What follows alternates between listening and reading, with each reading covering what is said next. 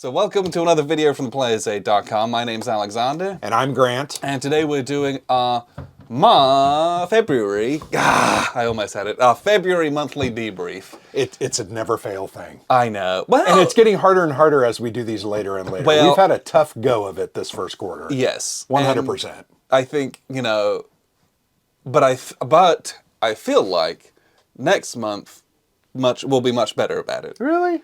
Yes. Even with vacation coming up? Well, we've got that vacation next week. And so then we just do the debrief 2 days later. Sure. That's the first. That's Sure. that's the first weekend of that month. Okay. And then we'll get it out, and we'll be back on track. Got it. We'll be back in a good way. That's what I'm telling myself. I have to silence my phone. Yeah, because here we are again in the 20s. Yeah, today's the month, 21st. And you'll be seeing this. Yeah. It's 21st today? It is, yeah. I will try and get this up like the 23rd or 4th, depending on the schedule. Sunday, maybe. And it's like we're a few days away from April. Yeah, I don't even know, March, April, I don't even know what day it is or month it is. We're a few days away from April. Which is 9 days. Which is insane. Because I'm looking to plan out all of my other work travel and stuff for the next 2 or 3 months. Please don't do it during monthly debrief time. Well, that's just it. But then it's like, I can't do it during monthly debrief time. But then it's tough. We then have Buckeye Game Fest, which straddles a monthly debrief time. Yep. And it's like the beginning and the end of the month. Yep. And I don't want to do what I did in March, where we went to Basement Con and we got home on Sunday and I flew out on Monday. Yeah, that was crazy. That was a bad idea. This week has been very tough for me from a rest perspective. I mean, we got home. I mean, we're kind of jumped, but we got home. I still didn't sleep very well for the first couple of days. I was busy at work. I played Call of Duty really late into the evening with Larry. And I'm exhausted, but... And see, what's funny is because we went to St. Louis Central Time. I flew home, had one night's rest, and went then back Central Time to Minnesota, back to Central Time. So that wasn't an issue. So you got used to it over a 4-day period, then you came back, and then you had to go back again. Yeah, interesting. So I never got back to Eastern Time, but it was another 4 or 5 nights of sleeping in hotel beds, and it's just not. You just don't get the same rest. I will say, and I think we both said it, best bed I think I've ever had in a hotel. Honestly, that was amazing. I think on the regular, yes. I've had a couple other ones which are nice. It was the perfect firmness and softness. The pillows were fantastic. Because sometimes it's it's either like a freaking bean bag, and you're like, what is this? Or a pancake. I'm laying on a pancake. Anyway, yes. Getting ahead of ourselves. All that to say, it's just been kind of crazy, and we'll get back to it eventually. Yep. Because I mean, we have still played a crap load of games.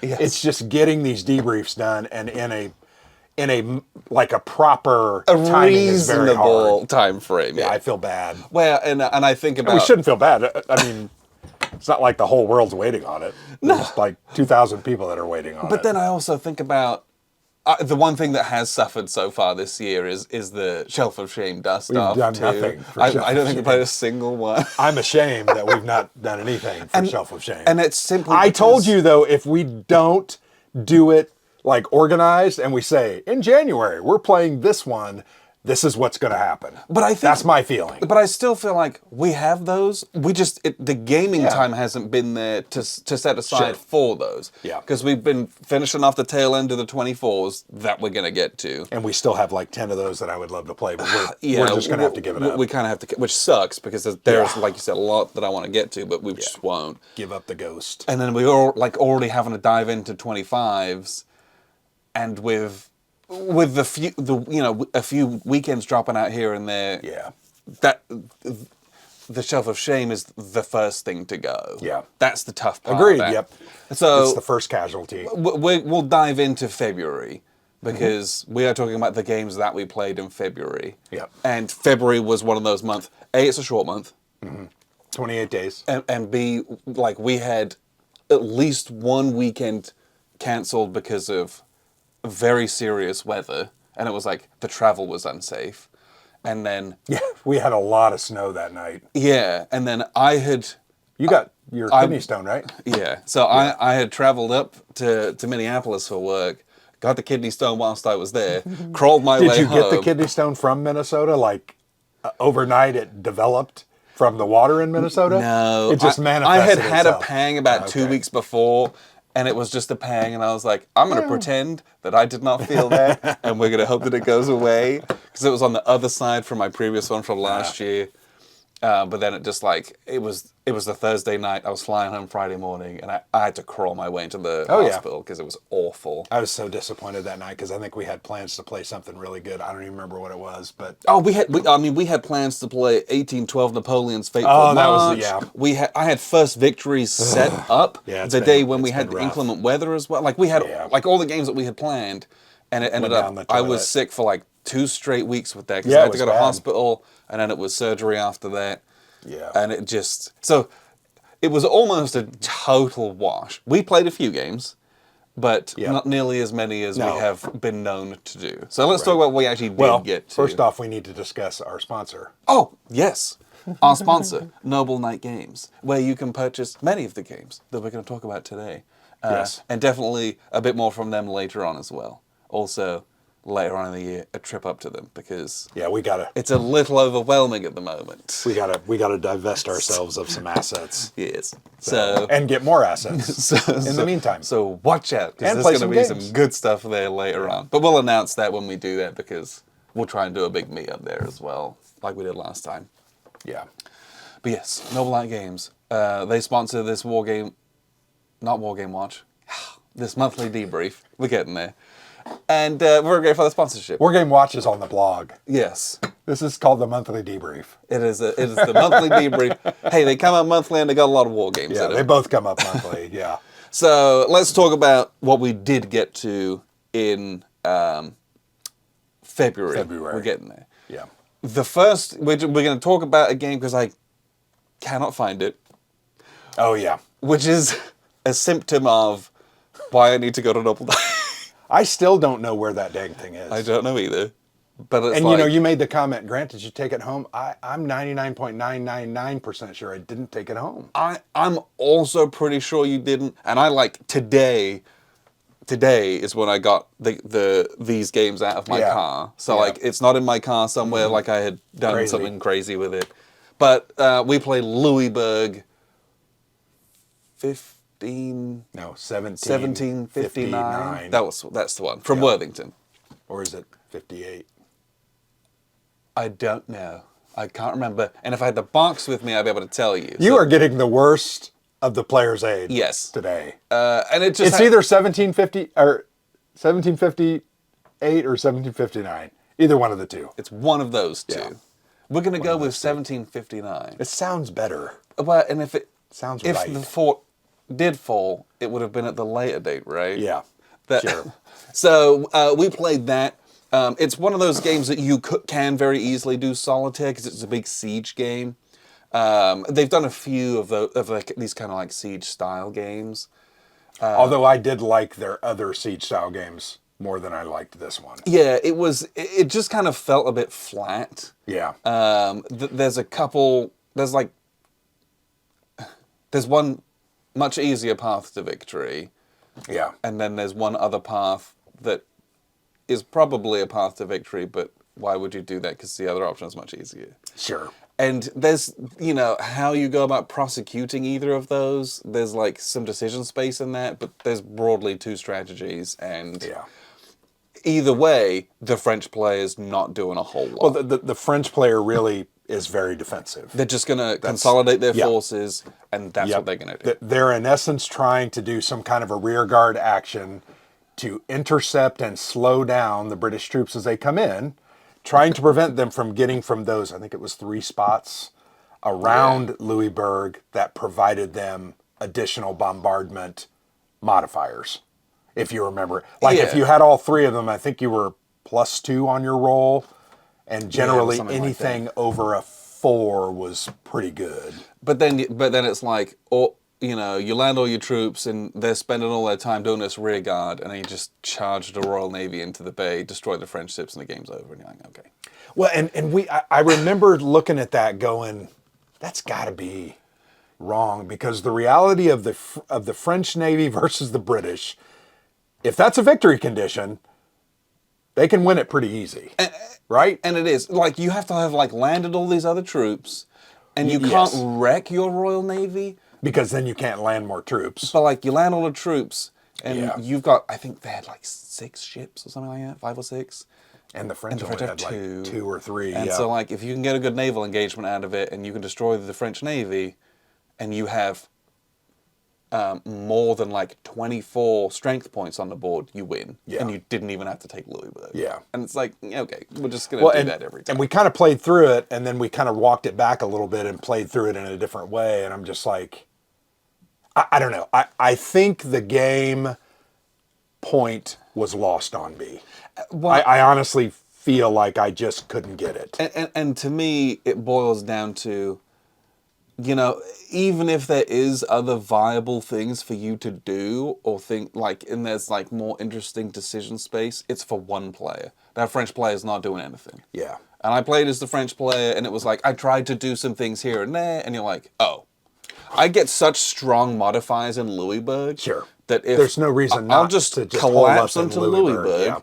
Yeah. It was hilarious because you were running like your militia and a couple of regulars up against my like Highlanders, and I was crushing you, and it was like, okay, we can't go about it this way. No, and because I was hoping like, oh, I'll inflict a loss, but like I'm just trying to delay you. Yeah, absolutely. You're trying to then it's intercept like, and just slow. It's like Yeah, it just. but You'd rather pack the bastion with your troops, yeah, requiring more losses because it's much harder for you to kill me in there. Yeah. I wanted to like that game, but I think after we played it, I kind of went, I don't think there's enough for me in that game. Yeah. So anyway, and it was a block war game, which is, they usually do pretty well. Like we played Rommel's War earlier this year. We played, I'm trying to think the last really good block war game. Well, the French and Indian War, I The thought French was and Indian really War, that good. was fun. This one just like, was a miss. Yeah. And it's just, again... And I get it, they were trying to maybe tell the story of that, but it was just a miss. Yeah, they just, I don't know, if you're trying to tell that story of this big siege, give me more. Yeah. Give me, like, some supply concerns, and, like, the rations and the ammunition's running out, and, like, I gotta manage some stuff. Yeah. Because it was just like, There was just none of that. There was none of that. So I'm glad we played it, and that was a 24 game. And we actually played that on a night where we played another really good game. Yeah. Which was... Which we do have. I did not Yeah. misplace this one. Yeah. Which was 85, Afghanistan, Graveyard of Empires. Yep. We got there in the end. A squad battles game. Yes, and this is from Flying Pig Games. So this is kind of the second volume in the series that follows 65, which was, I think, something in the jungle. I can't remember. Yeah, yeah. It was Vietnam. That game was really fun. This is the same system, but obviously it's kind of 1989. This is Russians going 85, up. 1985. 85, sorry. Yeah. That 89 is kind of when it all Yeah. fell apart. But 85, so it's Russians going up against the Afghans. Mujahideen. And it's the same great system that I really liked before, and it's doing the same stuff that I really liked, and it's just a really fun tactical system. Yeah. And it's just well done. Well, the thing that makes it so good is the abilities that the different units have that are activated by their cards. So you have to have the cards to be able to do that, but those abilities really are powerful. For everything from taking another action to better attacks to going again. Yeah, doing the equivalent of like a double action with Yeah. the stuff it can allow you to do. Just, it's a really well done multi-use card system, and it's just a fun tactical game. So This has a full review on the channel. There's a couple things that was like, would have liked a better play aid maybe, and Sure. tidied up a couple bits and pieces. But broadly speaking, it was extremely fun. Yeah. And broadly speaking, really good game. well, it was interesting. We were scouring the rule book trying to find the list of the abilities, and we couldn't find them, but I think it was on the back of the rule book, if Yeah. I'm remembering correctly. And I thought, oh, that was... I mean, I realized they did it. They saved a buck a unit by not putting a couple of play aids in, but like, it would have helped immensely. Is Yeah. it on the back of the rule book? I'm almost Yeah, 100% I'm positive it was. 99% sure it was on the back of the rule And they book, and we just didn't kind of include missed that it. stuff where they probably should have Yeah. on plaids and things like that. Yeah. But what are But you gonna do? I liked this one just as much as I did 65, and that was something we played like in 2017. And even though it's the same system, Mm-hmm. the maps and the settings and the units and their abilities, it feels it's a totally different game. Yeah. And I think that's a really real credit that the system can still do that. Yeah. Like Now, I think the next game is 95 that they're working on, so it's kind of the Chechen, Bosnia, that yeah, kind of Bosnia, stuff going. yeah. So there's more in that system coming out. So that's a good question. Is it the Russians and the Chechens, or is it like Bosnia, Serbia, Kosovo? That kind I of want to stuff? say it's both, but I could be wrong. Well, is it there's this I mean, did they both happen in 95? Yes. one's In and around 95 that and I think area? one was like 96, but they're Sure. they're quite different. Yeah. They're very different. But it looks very good as well. I don't know when they have plans to kickstart it. Probably this year sometime. But I like this system, and it's gives you something a little bit different. Yep. And it's like fun to play with the system. Yeah. You know, the multi-use cards, the different types of attacks that you can do against soft and hard targets and things like that. And, you know, one's like you needed to hit and then you needed to penetrate against armor, like Yep. that kind of stuff that you're familiar with like a lot of miniatures rules. And then against soft targets, it's like pick your target, shoot, shoot, shoot. What are you going to do to them? I like the differences that you get in this without it being burdensome. Yeah. Because some of the games that are tactical could get a little too crunchy for some people with all these different fire types and target types and things like that. Well, I really like the combined arms. You know, they had T-55s, they had BMPs, they had all different types of trucks. Just I like vehicles, and vehicles add a lot to a tactical game. And the combined arms works well. Yeah. And, you know, you flip it out, you get destroyed, there's a wreck. Yep. All of a A sudden, I've got smoking some wreck. terrain now. Yep. Like, it's Kinda cool. It's got the cool bits and pieces in it that you like. Yep. Yeah, this was a great It game. was. I really liked I that. enjoyed it a lot. Then, on the very last day of February, so this was February the 28th, Yes, yes. literally, Mike Heckman from St. Louis, who we actually just went to for Basement Con, came down and he taught me Advanced Squad Leader. So I'm going to hold this one up. So this is starter kit number 4, the Pacific Theater of Operations. So he came over, taught me this. ASL is one of those things that I've always wanted to play. You have played a scenario with another friend. Yep. And I was like, I gotta get that in. I bought this at WBC. I think I paid $65 for it. You can't buy this, I think, almost anywhere. Noble Knight does have this. Yes. But it's a little bit pricey, as it should be when a game's gone out of print. That's kind of what they do sometimes. But tactical game, combined arms, very crunchy, very complex, very detailed, and this isn't even like real Advanced Squad Leader. No. It's like introductory. Did you play with like tanks and stuff? In Yeah, this? we played with tanks and mortars and bazookas and bonsai charges. We picked a scenario that I thought would give me a good exposure. Okay. Ultimately ended up not being a great scenario because the Americans didn't have many units and the bonsai charges are very powerful. And if I had a couple more units, I could have done the defensive fire and slowed them. But unfortunately, Mike just, he literally raffle stomped me. Yeah. What's the word for that in Japanese? I speak Japanese, but I don't even know. But I was very glad to play this. I do understand why people like it. Yes. I get the allure. I think the granularity, the detail, and the narrative that it tells. Like many other tactical games that we play, it tells a very good narrative. It's just, it's very involved. It's extremely involved. It's extremely regimented. Yeah. And it's very intense. Yep, right? it is. Yep. There's so many steps and things, and you have to remember it all.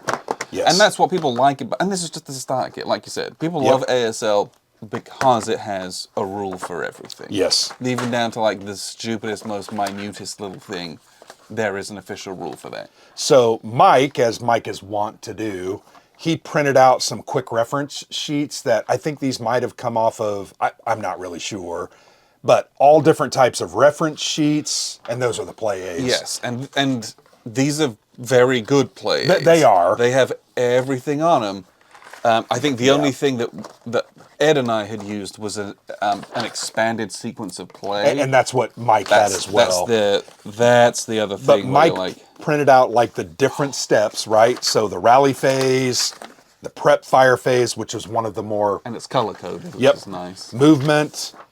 He had a couple, but I mean, mine one looked different to that. Advancing fire. He did a really good job of printing all these things out, even elevation. Ooh, that is good. Yeah. It was very helpful. That's very helpful. And then even like the kind of a summary of the roll results that you're looking for. This is a pretty interesting document because, as you know, every roll you're trying to roll low. Always roll low. For the most part. I think there were some you were trying to roll like middle.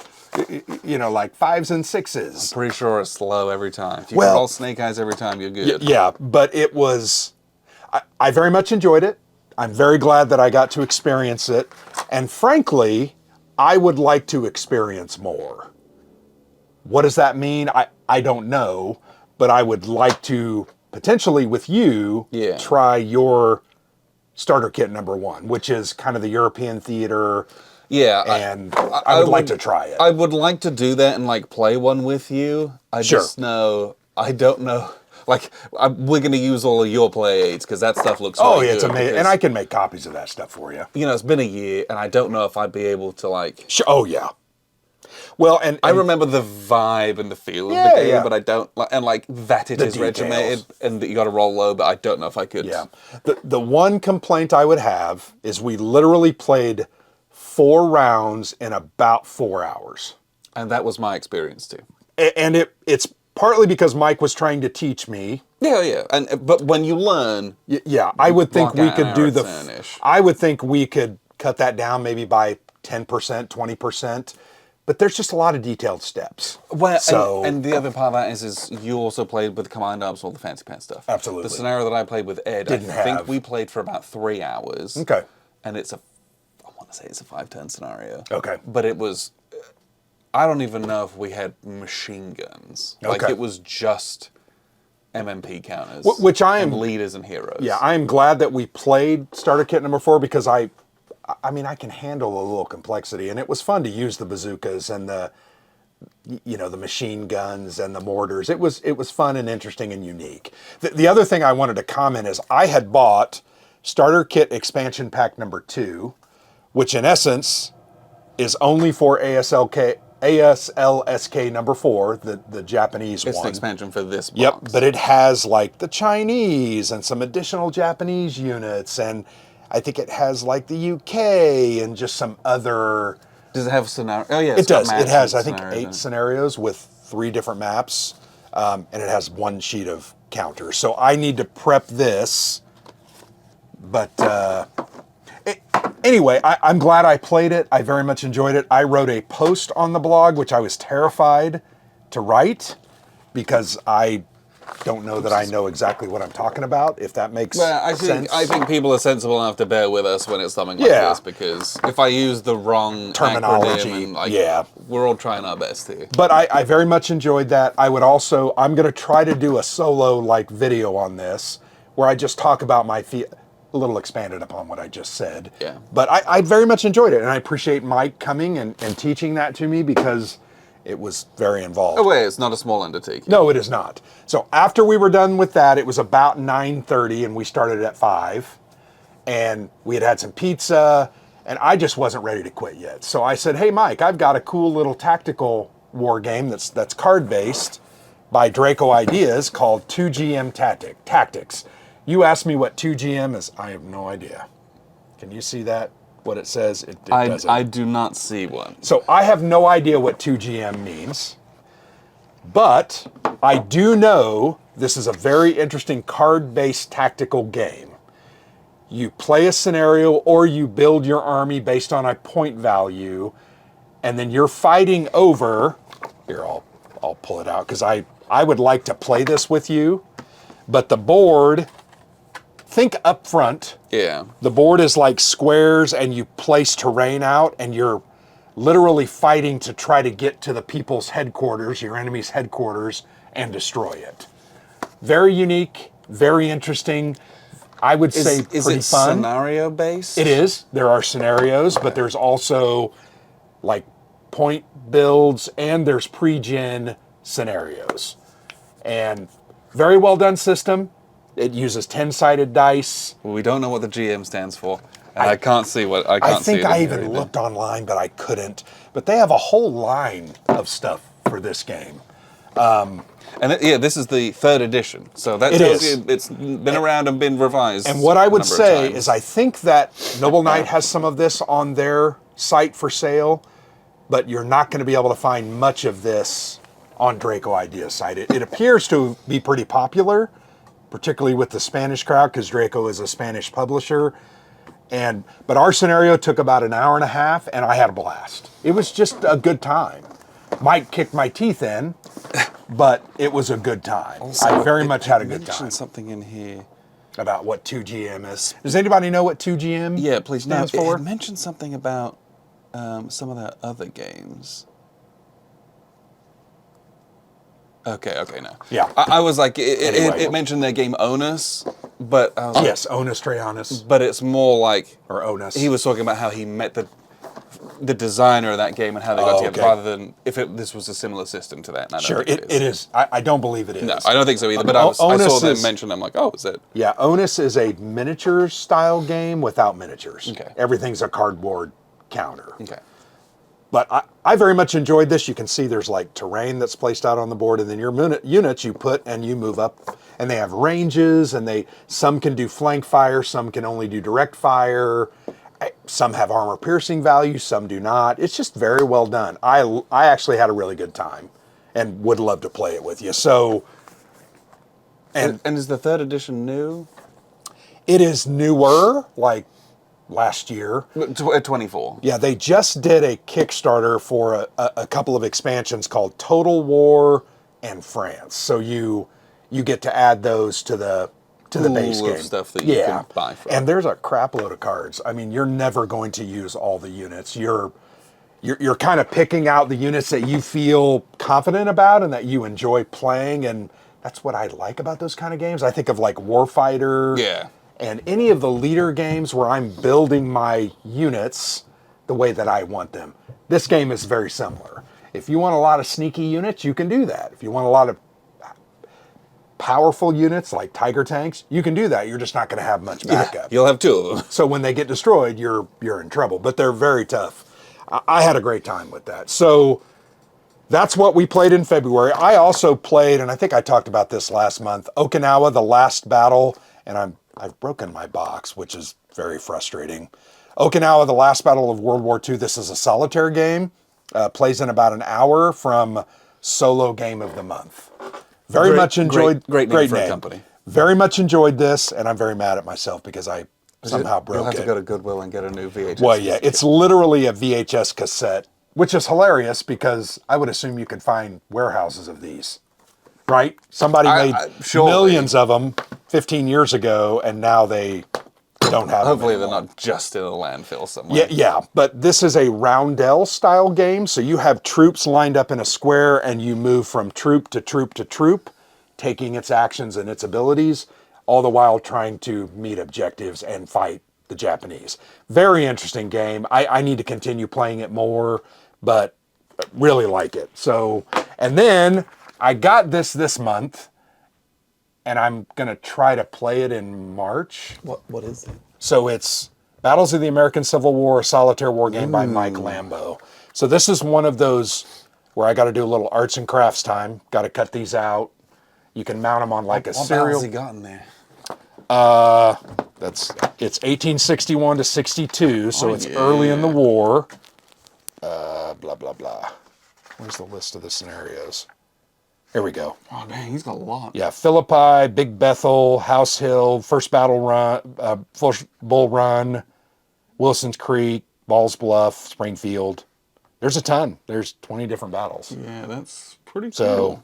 So Anyway, pretty fun little game. It's solitaire and for reference, $16. It's got 20 scenarios across 10 battles, but each battle it's got set up for playing the other side of it. Yes. Yeah, it's kind of unique. That's pretty cool that he. Yep. I like that he did that. Yeah. So does that identify this as the Confederate? Is that what the C means? Yeah. And then the Union will probably have a U. Yes. So it's the same battle, just like you said, and I think that was something that I was like, ooh, that's unique. I think that's very cool. But it's the same battle, like you said, 20 battles, 10 Union, 10 CSA, and it's just really fun. So you've got the rules to like either do an attack or you flip it over and actually do the defense, and it's not just playing the same game but the other side. Even though, but it's got curated rules and events for each of those. I think that's very neat. Yep, and the game is made such that you can flatten out the book. It has one of these expandable spines, so you literally flatten out the book, and you're going to play right here on this page. And also, most importantly, he's got a new. He's got like a new artist portrait on the back of it. Sure. That's before it was the same picture on like the last 10 of them. He got a nice new picture. Yeah. So good on you, Mike. Anyway, these are very interesting. I played a couple of them. I'm very much looking, and I figured you might want to even. Well, and I would also be curious to hear what you think. Yeah. The differences between because you Flipping like a World War II tactical versus what this looks like with a big battle at a different scale. At a different time period, like how the play is different. Yeah. I think that could be...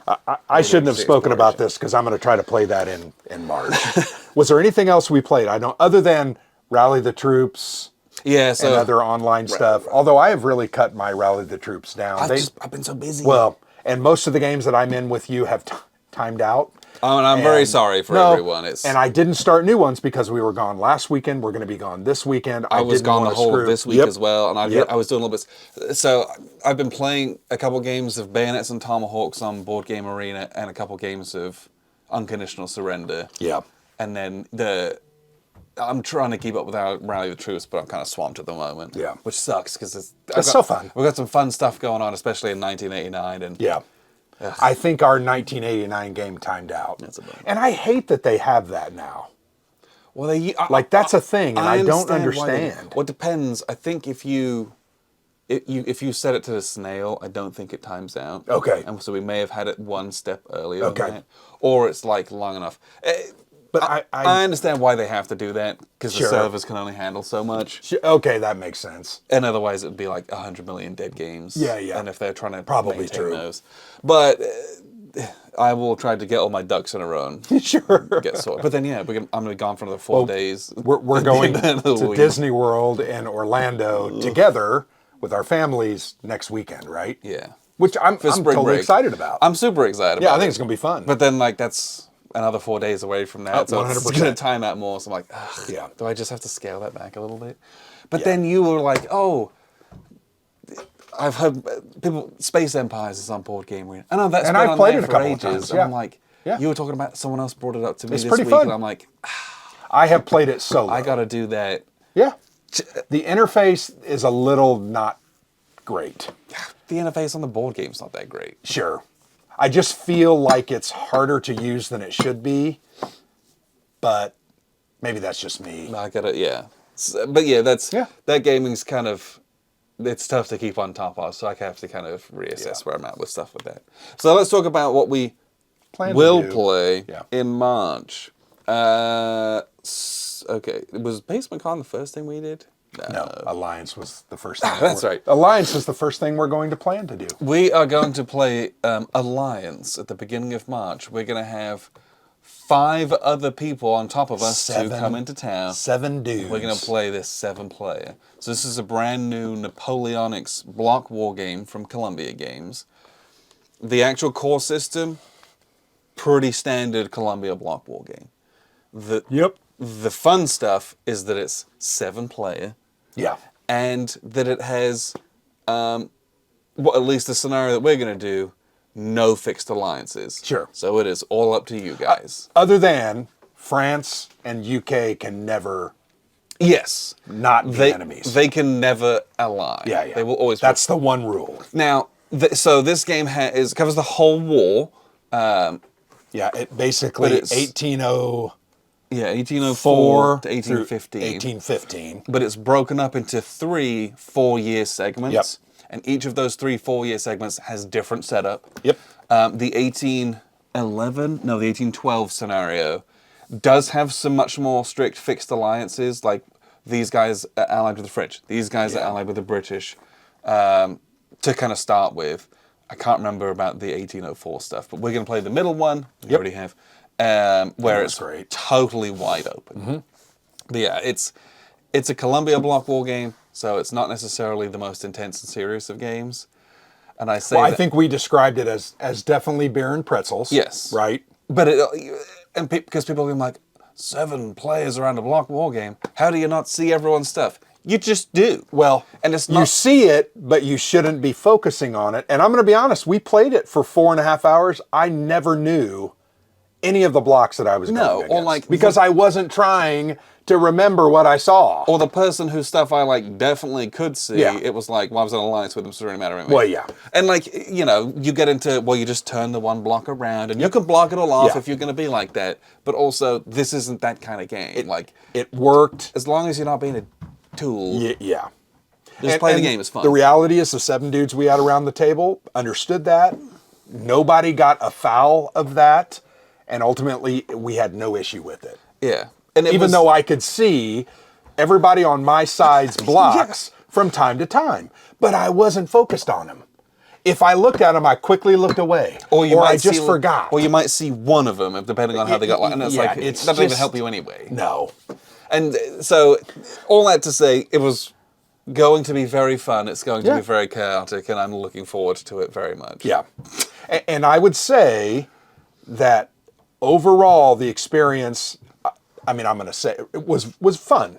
It was great fun. I had a good time. Now, we'll talk more about this. We need to do a video review. Yeah. So and I did a written piece on it. We kind of shot an immediate kind of raw First reaction video with everyone. Is that up already? No, it's not yet. But we're also going to do a more formal review. Sure. That's halfway done, where we'll kind of break down a bit more of it and what to expect from this as well. Yeah.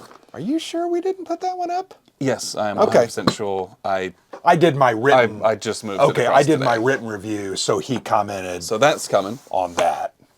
Make sure that's off the. So that was the only thing we did before Basement. Prior going to Basement Con. So we went to Basement Con. There's going to be a bunch of videos about that separately as well. The first thing that we did was actually kind of make a stop off at Miniature Market on the way down there to St. Louis. Yep. Which was disappointing. They've moved from the Manchester location is where we'd gone a couple times before. Yeah. It was huge and really, really cool. They've moved since then, and it was disappointing. The selection wasn't as good, and it is what it is. But that to say, we picked up this, and we picked up another game, Worthington's Gettysburg. Time of Heroes. But we're actually going to play this one. This game's awesome. In a hotel room after Basement Con. After we played for 3 days. This is just a very beautiful little Lord of the Rings themed trick-taking game. Yeah. And it was awesome. I love this game. Sorry. Yeah. I know we're not supposed to be. No, but once we're done with all the stuff we have to do today, if you've got time, I would play more 100%. Okay. Great. 100%. And it's beautiful. And it cost $25. Yeah. Which was phenomenal. And it's $25 on Noble Net Games. Yeah. We're going to have to get one of these for our father-in-law. Yeah. We got to buy one just as a gift because I think that'll be we care about him. Yes. So, that's one of the games that we'll play. Yep. Not really a war game, but what are you going to do? We are going to play Red Dragon Green Crescent Deluxe Edition from Decision Games. It feels so stupid having to say it this way, but it's what it is. It's just what it is. Okay. So, first off, I want to thank Mike in advance because this is homework that we gave him. He came down. Intentionally gave him. So, he came down on the 28th, taught you ASL SK4, and then the next day he was one of the Alliance players on the 1st of March. And then on the way out, we threw that game at him. We gave him this, a not small box. No. And we're like, hey, we're going to be at your house in like a week and a half. Can you have this set up for us and have kind of learnt the rules so that we can do it? And he was like, sure. and he did it. And he did it. So and I was grateful. We will get to his house and it will all be so this is a redo of an old magazine war game. It's about 20 odd pages of rules, and it's got 2 massive mounted maps, has a ton of counters in it, Yeah. and it's this. So there's a 2020 scenario and a 2030 scenario, I believe. Well, and I was looking this week on Decision Games website because I'm trying to write some stuff about this. It appears that the scenarios are supposed to be 2025 and 2035. Yeah, okay. So I don't know where we got the 2020 and the 2030. We're 5 years off. So it's the way that it was worded in here is it will talk about. Yeah, well, that's what it says in the back. Got it. But so it says like roughly between these. Sure, roughly. And some of the scenarios and the wording in the rules refers to if you're playing in the 2030s. Sure, you're gonna Like have, it's so vague. Sure. It says like do these things. Yeah. So anyway, looking forward. And another to this thing one I learned immensely. about this game because I'm trying to get a background on it. The original game was called Red Dragon Rising in a magazine. Yes, and it was just South China Sea. So it was just the eastern map. Yeah. China, the South China Sea, Taiwan, Thailand. And now they've added the Green Crescent part, which is India, Iran, the Horn of Africa. yeah, the Horn of Africa. So that's where the Red Dragon / Green Crescent comes from. So I'm learning a little bit more about it as I'm trying to write something intelligent on it. And I'm looking forward to this immensely. We've already played it. It was very good. It's really fun. I enjoyed it. In fact, after playing this, we're getting ready to do our top 10. This is going to be on my top 10. I will agree with you too. I enjoyed it that much. It was deep, but not overly complex. It's fun. It was involved, not overly burdensome, and it was interesting and fun. And I liked the way it did stuff. I really did. It's Yeah. It's fun as hell. And we haven't played that many games in the modern No. era. Especially that the ones that we have played invariably end up being very complex. Yes. Because modern has so much stuff. The Enemy of the Gates is one of those, although that one was not as complex as some of the others that we've played. Yeah, and that's even like Cold War gone hard. That's not even Sure, it's that's not like even not modern. even there. But Yeah. like Next War, Very extremely complex, lots of stuff. This has stuff, Well, yes. but the components of it are really, really not complex. No. Of the stuff you're doing. And to me, the play aids are very good. Like those different operations, they each Yeah. have their own play aid. It's just really, really good. Now we found that there were some little vagaries and even some convergence from the rule book and the play aid. Yeah, and I'd But- like a clarification on a couple things. But then, it's a magazine game. Sure. I That has been kind of made think about into it a that way. deluxe edition. But I had a hell of a time Well, and- playing this. It was fun as hell. And we're going to try to play this again Yeah. next month at Buckeye Game Fest because we enjoyed it that much. Yes, and it's a game that anyone can learn. Yep. And because the reality is, you can just play concurrently both Yeah. maps, and you play it 4-player really easy. Yeah, it's no yeah. reason you can't do that. But yeah, this was a big one. But Mike put in a lot of effort to kind of have that set up. and Thank you, Mike. That was a good time. Because that was really fun. We are also going to play 1 Hour World War II from Worthington. I believe this is the first design that's been released. Yes. By Clint Warren Davey.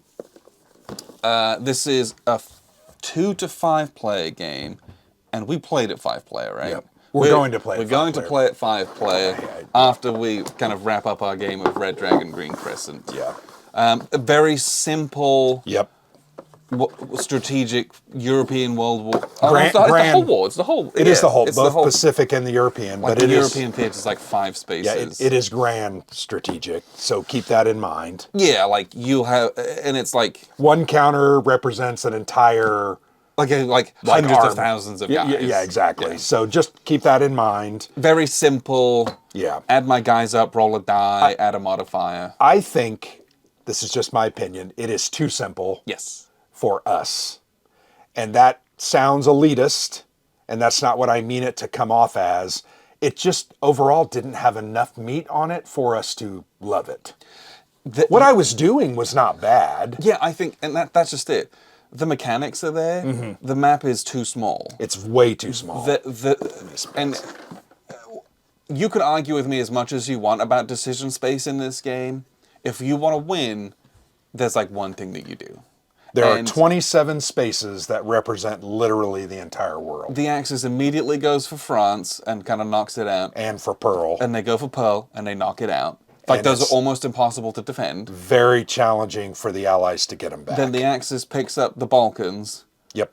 and then all of a sudden you just have a stranglehold, and it's so difficult to get those back that the game's over with the way that the victory point system works in this. So, Well, and one of the things that it really focuses on, and I actually really like it, is the political will. yes. Right? So for every capital that you lose and don't hold at the end of each round, you're going to lose a certain amount of political will. You only have like, what was it, like 12? And it's So 3 or 4 turns of not having those, you're done. and it's a zero-sum game. It is. So, like, they'll get out to an advantage. It's not enough to take back 1 or 2, because they'll still have an advantage. You gotta and they'll take still be 2 or 3. You have to take the majority Yeah. back to claw your way back Yeah. into it. And it's so difficult for the Allies to do in any meaningful way. Yeah. Because they're so far behind the 8 ball after 2 turns that it's Yeah. like, I don't know. There's just not quite enough. Whereas yeah. we talked about, there's a few other games that do this, and they just do it a bit better, that's all. Well, and I'm glad we played it. And I think there is a place for this type of game in the wargaming world. It's just probably not at our table. Yeah, I'm going to play something like Domination from Phalanx. Because Or- it's similar concept, just a little more meat on the bones. Yeah, or Struggle for Europe by Worthington. Which where was- Those are these simple, Yep. grand strategic style games Yeah. that are short and, they're just a little bit more to them, Well, think. I think Lincoln and Struggle for Europe is kind of what this is modeled upon without the cards. Yeah, I think You that get it, yeah, conceptually you can yeah. see where some of those ideas come But it's, from. I don't know, the decision space is just too small for Yeah, me. it's And, too- and I it's think too that's just a limited. preference. Because I've seen other people who have played it and they're like, "Oh, I loved that," and I'm glad for them. I just it don't think feels it too was linear for me. Agreed. So we're gonna play that. We've already played it. Yes. We're also going to spend an entire day, not quite the entire day, but most of the entire day playing Virgin Queen from GMT Games. We've got big 6 players lined up for this. One of the players is brand new. One of the players played Here I Stand with us a Yep. couple years ago, but this is new to him. Everyone else we've Seasoned. had a lot of experience. Really excited to get back to this, having played this recently at San Diego. Well, this one will be our 3rd play, and I really feel like we're gonna get into it. We're gonna feel our groove. We're gonna sow our oats. We're gonna expand upon our experience base, and we're all gonna have a grand time. I think we're all going to have a great time. I think the Holy Roman Empire is going to do really well. You think? And I think the Protestants are going to try to very Very close. close to redeeming themselves from the appalling showing that they had at San Diego. Yeah. So I'm looking forward to this immensely. Boy, we could bet on that. Could we bet on that? I think we could. We could bet on that. But it's a choice game. It's Yeah. a big game. It's a grand game. This is the reason that we started Basement Mm-hmm. Con, was to get Here I Stand and Virgin Queen played, basically. It is an unwritten rule that every year we do that, we play one of 2 games, typically on the first day, either Here I Stand or Virgin Queen. Yeah. And we have rotated those. We've played Virgin Queen twice there and Here I Stand twice there. So I look forward to it every year, and It's mega. Yep. We're also going to squeeze in post-Virgin Queen. Mm-hmm. We are going to play a game of Dune from Gale Force 9. I very much enjoy this game. What are your thoughts on this game? I think, having played it a couple of times now, I am done with it. And I don't think know I why. don't. I just don't have fun playing it. Okay. Is it your factions? Because I'm telling you, I had a ton of fun with the Harkonnen. I mean, I'm going to have a ton of fun with the Harkonnens. I don't know. I just... Okay. Like, I'm playing it, and I'm The like... game's fun.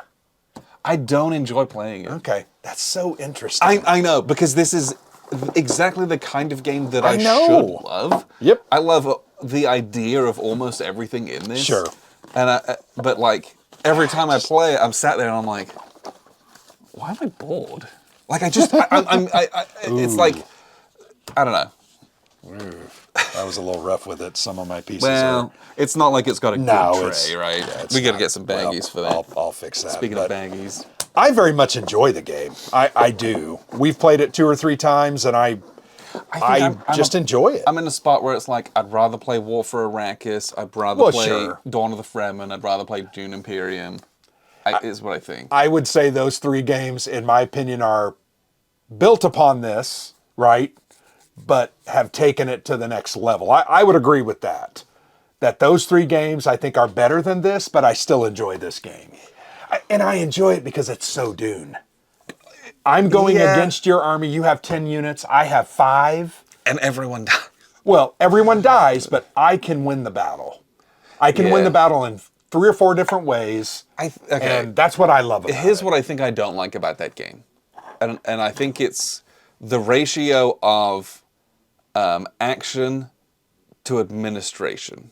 Okay. And I think it's out of whack. Because you fight and either your whole army dies or a majority of your army dies. Sure. And it takes So long to build it up. to get the money back and to get the troops back. Yep. That you're spending 80% of the game just clawing for resources and stuff. So can I give you a piece of advice? Don't get you guys killed. Don't get your guys killed, which means plan out your attacks, get the cards that you need, and don't use all your guys. But that's Because you don't need to do that to win the battle. But you can't predict half that stuff, because if you're attacked a whole bunch, Sure. you've got what you've got. Yeah, yeah. You know? Well, I would say When that you're the aggressor, sure. Yeah. But I think that's hard. It's It hard is. to be the aggressor for some of the factions. I would say that you need to lean on the House Atreides, who has the ability of foresight and can know what's going to happen. But you've got to double and triple check what they are saying Yes. to make sure that it is correct. But then it's like, yeah, I don't know. There's just, because even like the Sure. Spacing Guild and the Emperor with his Sarnica were suffering with that, where it's like, a whole bunch of guys died. Yeah, yeah, And yeah. it was like, I get 2 back this time. I still enjoy it. I don't know. I think Because I it's- found every time that we've played the game, somehow somebody comes out of left field and wins the game. And that to me is amazing. Yeah, and I love just the amazing. asymmetry and the different powers and the balance of what that does. I really like that stuff. Sure. But when I'm in the game, I'm like, You don't I'm just love not it. enjoy. Okay. I don't love it. I don't know. Well, I think the game is a 90 to 2 hour game, and I don't know. Anyway, we're going to play Dune. Yeah. We're also going to play Get a hernia. Don't get a War hernia. Room 2nd Edition. Yeah, this is 2nd edition. Huh? Is this Brum's copy? Yes, it is. Okay, there's your I got copy. the 1st edition up there. And Brum is our brother-in-law, Yes. who doesn't like war games. No. He's not a war gamer, And I have no idea why he got this. but he bought this because he saw that we enjoyed it. And we didn't. We Well- don't have the 2nd edition. We don't. Maybe we should swap him so that we have this. Because I'm going to play this again. We are going to find a way to play this again. There's no doubt that we'll be playing this again. I've enjoyed, while we have learned and we have proven ourselves wrong in our assertions, Yeah. it is an interesting game. I love War Room. I enjoy it. I love the experience of Yeah. War Room, and I have fun playing it. The written orders are the bomb. The written orders are It is so great. the bomb. What happens as a result of all that. Yeah. I actually really love the Axis versus the Allies in this, because you have those written orders, which are limited, and you have to talk things through with your And what you mean by compatriots. limited is you only have a certain amount. Yeah, like the Italians each side have typically 6. has, like The Italians Germans have 6. 9. Yeah. And so you have more armies. Soviets you have more have commands 9. on the board than that. Yeah. You physically cannot move No. all your stuff. No. And so That's why combining stacks priorities and is splitting so stacks is important. And then it's like, Very good. it's not only do I prioritize what I want to do, you have to prioritize on your card, top to bottom, left to right, the Yeah. order that you want to do it. Yeah. Because you can screw yourself over on that too. Yeah. And, Well, you can always cancel an order if you so choose. but you might need to like go and pin units so you can Right. move them through. And if that doesn't work, it doesn't And work. if you move the wrong stack in, and Sure. you're pinning units with your carriers and your Yeah. battleships move there, you're like, Yeah. oh no. Yeah. Like you have to be careful about the order in which you do things, Yep. not only just like well, and doing things. and that's why turn order is important. And there's a turn order bidding mechanism with where oil, you spend oil, the which most is valuable very, very resource. scarce. It just It's Yeah. wonderful. I'm looking forward to more of it. Yeah. Because we're also much more experienced, and we had rough around the edges learning it a couple of Yep. years ago, and But I think some now we struggles. have put to rest the proper way to use aircraft carriers and battleships.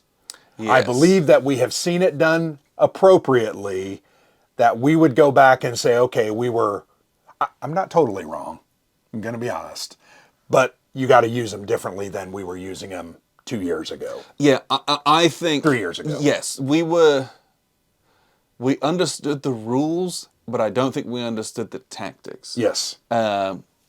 And that goes for some other like with things like the strategic bombing as well. It's like, And that was another thing that we have now learned, right? We've done strategic bombing, and we realize the power of that, although it is risky. well, and it's what is the value? Yep.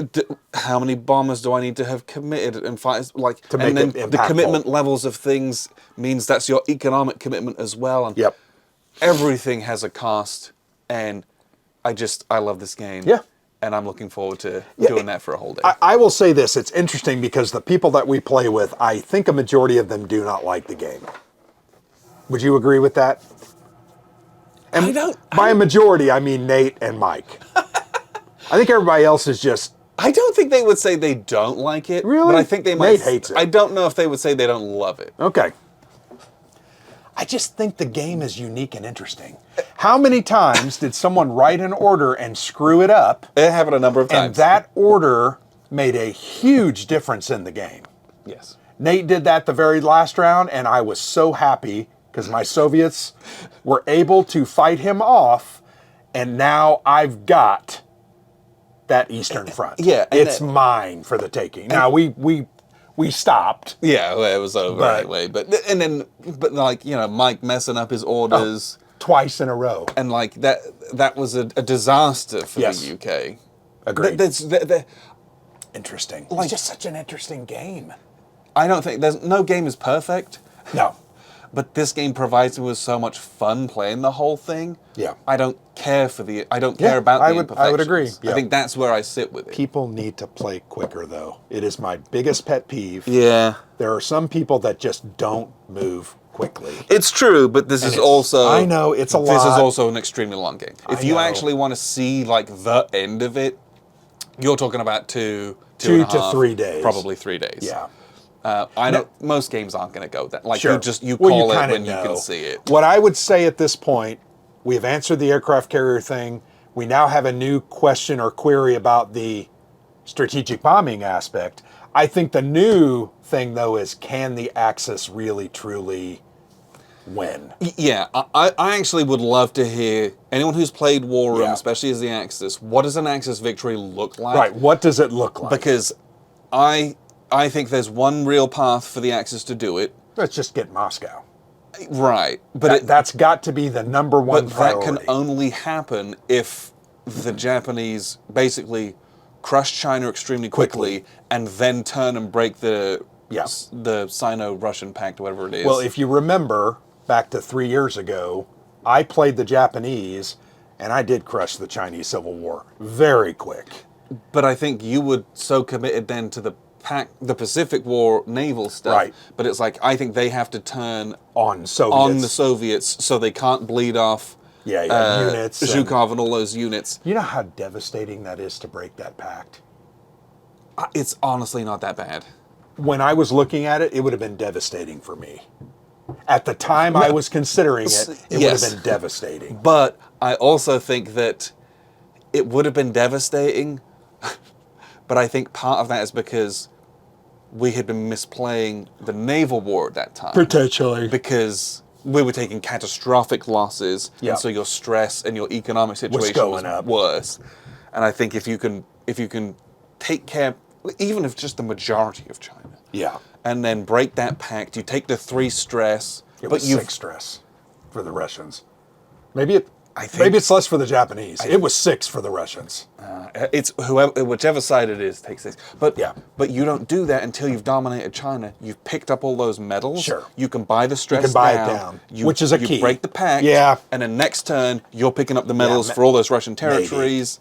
And what Because that there does, ain't no way Soviets are going to stand up to 2 fronts. It's just not going to happen. and that's it. They have to have 2 fronts. You can get Yeah. Moscow, and from there Yeah. you got to take most likely. Well, I would Great think Britain. if Moscow falls, it's a we concede, right? I mean, it's you could keep going, but it's going to be real tough. But Because that's then the Germans can turn west and just drive the Allies off the continent and just destroy them. and the Allies at that point, you know, what do they have? Yeah, probably What not are a they whole lot. doing? Is it, and like the Americans have to then fight the Pacific War with the Japanese, Yeah. and make Yeah, try to England get into an aircraft Overlord, carrier. yeah. Like that's Yep. a lot. So yeah, I would be.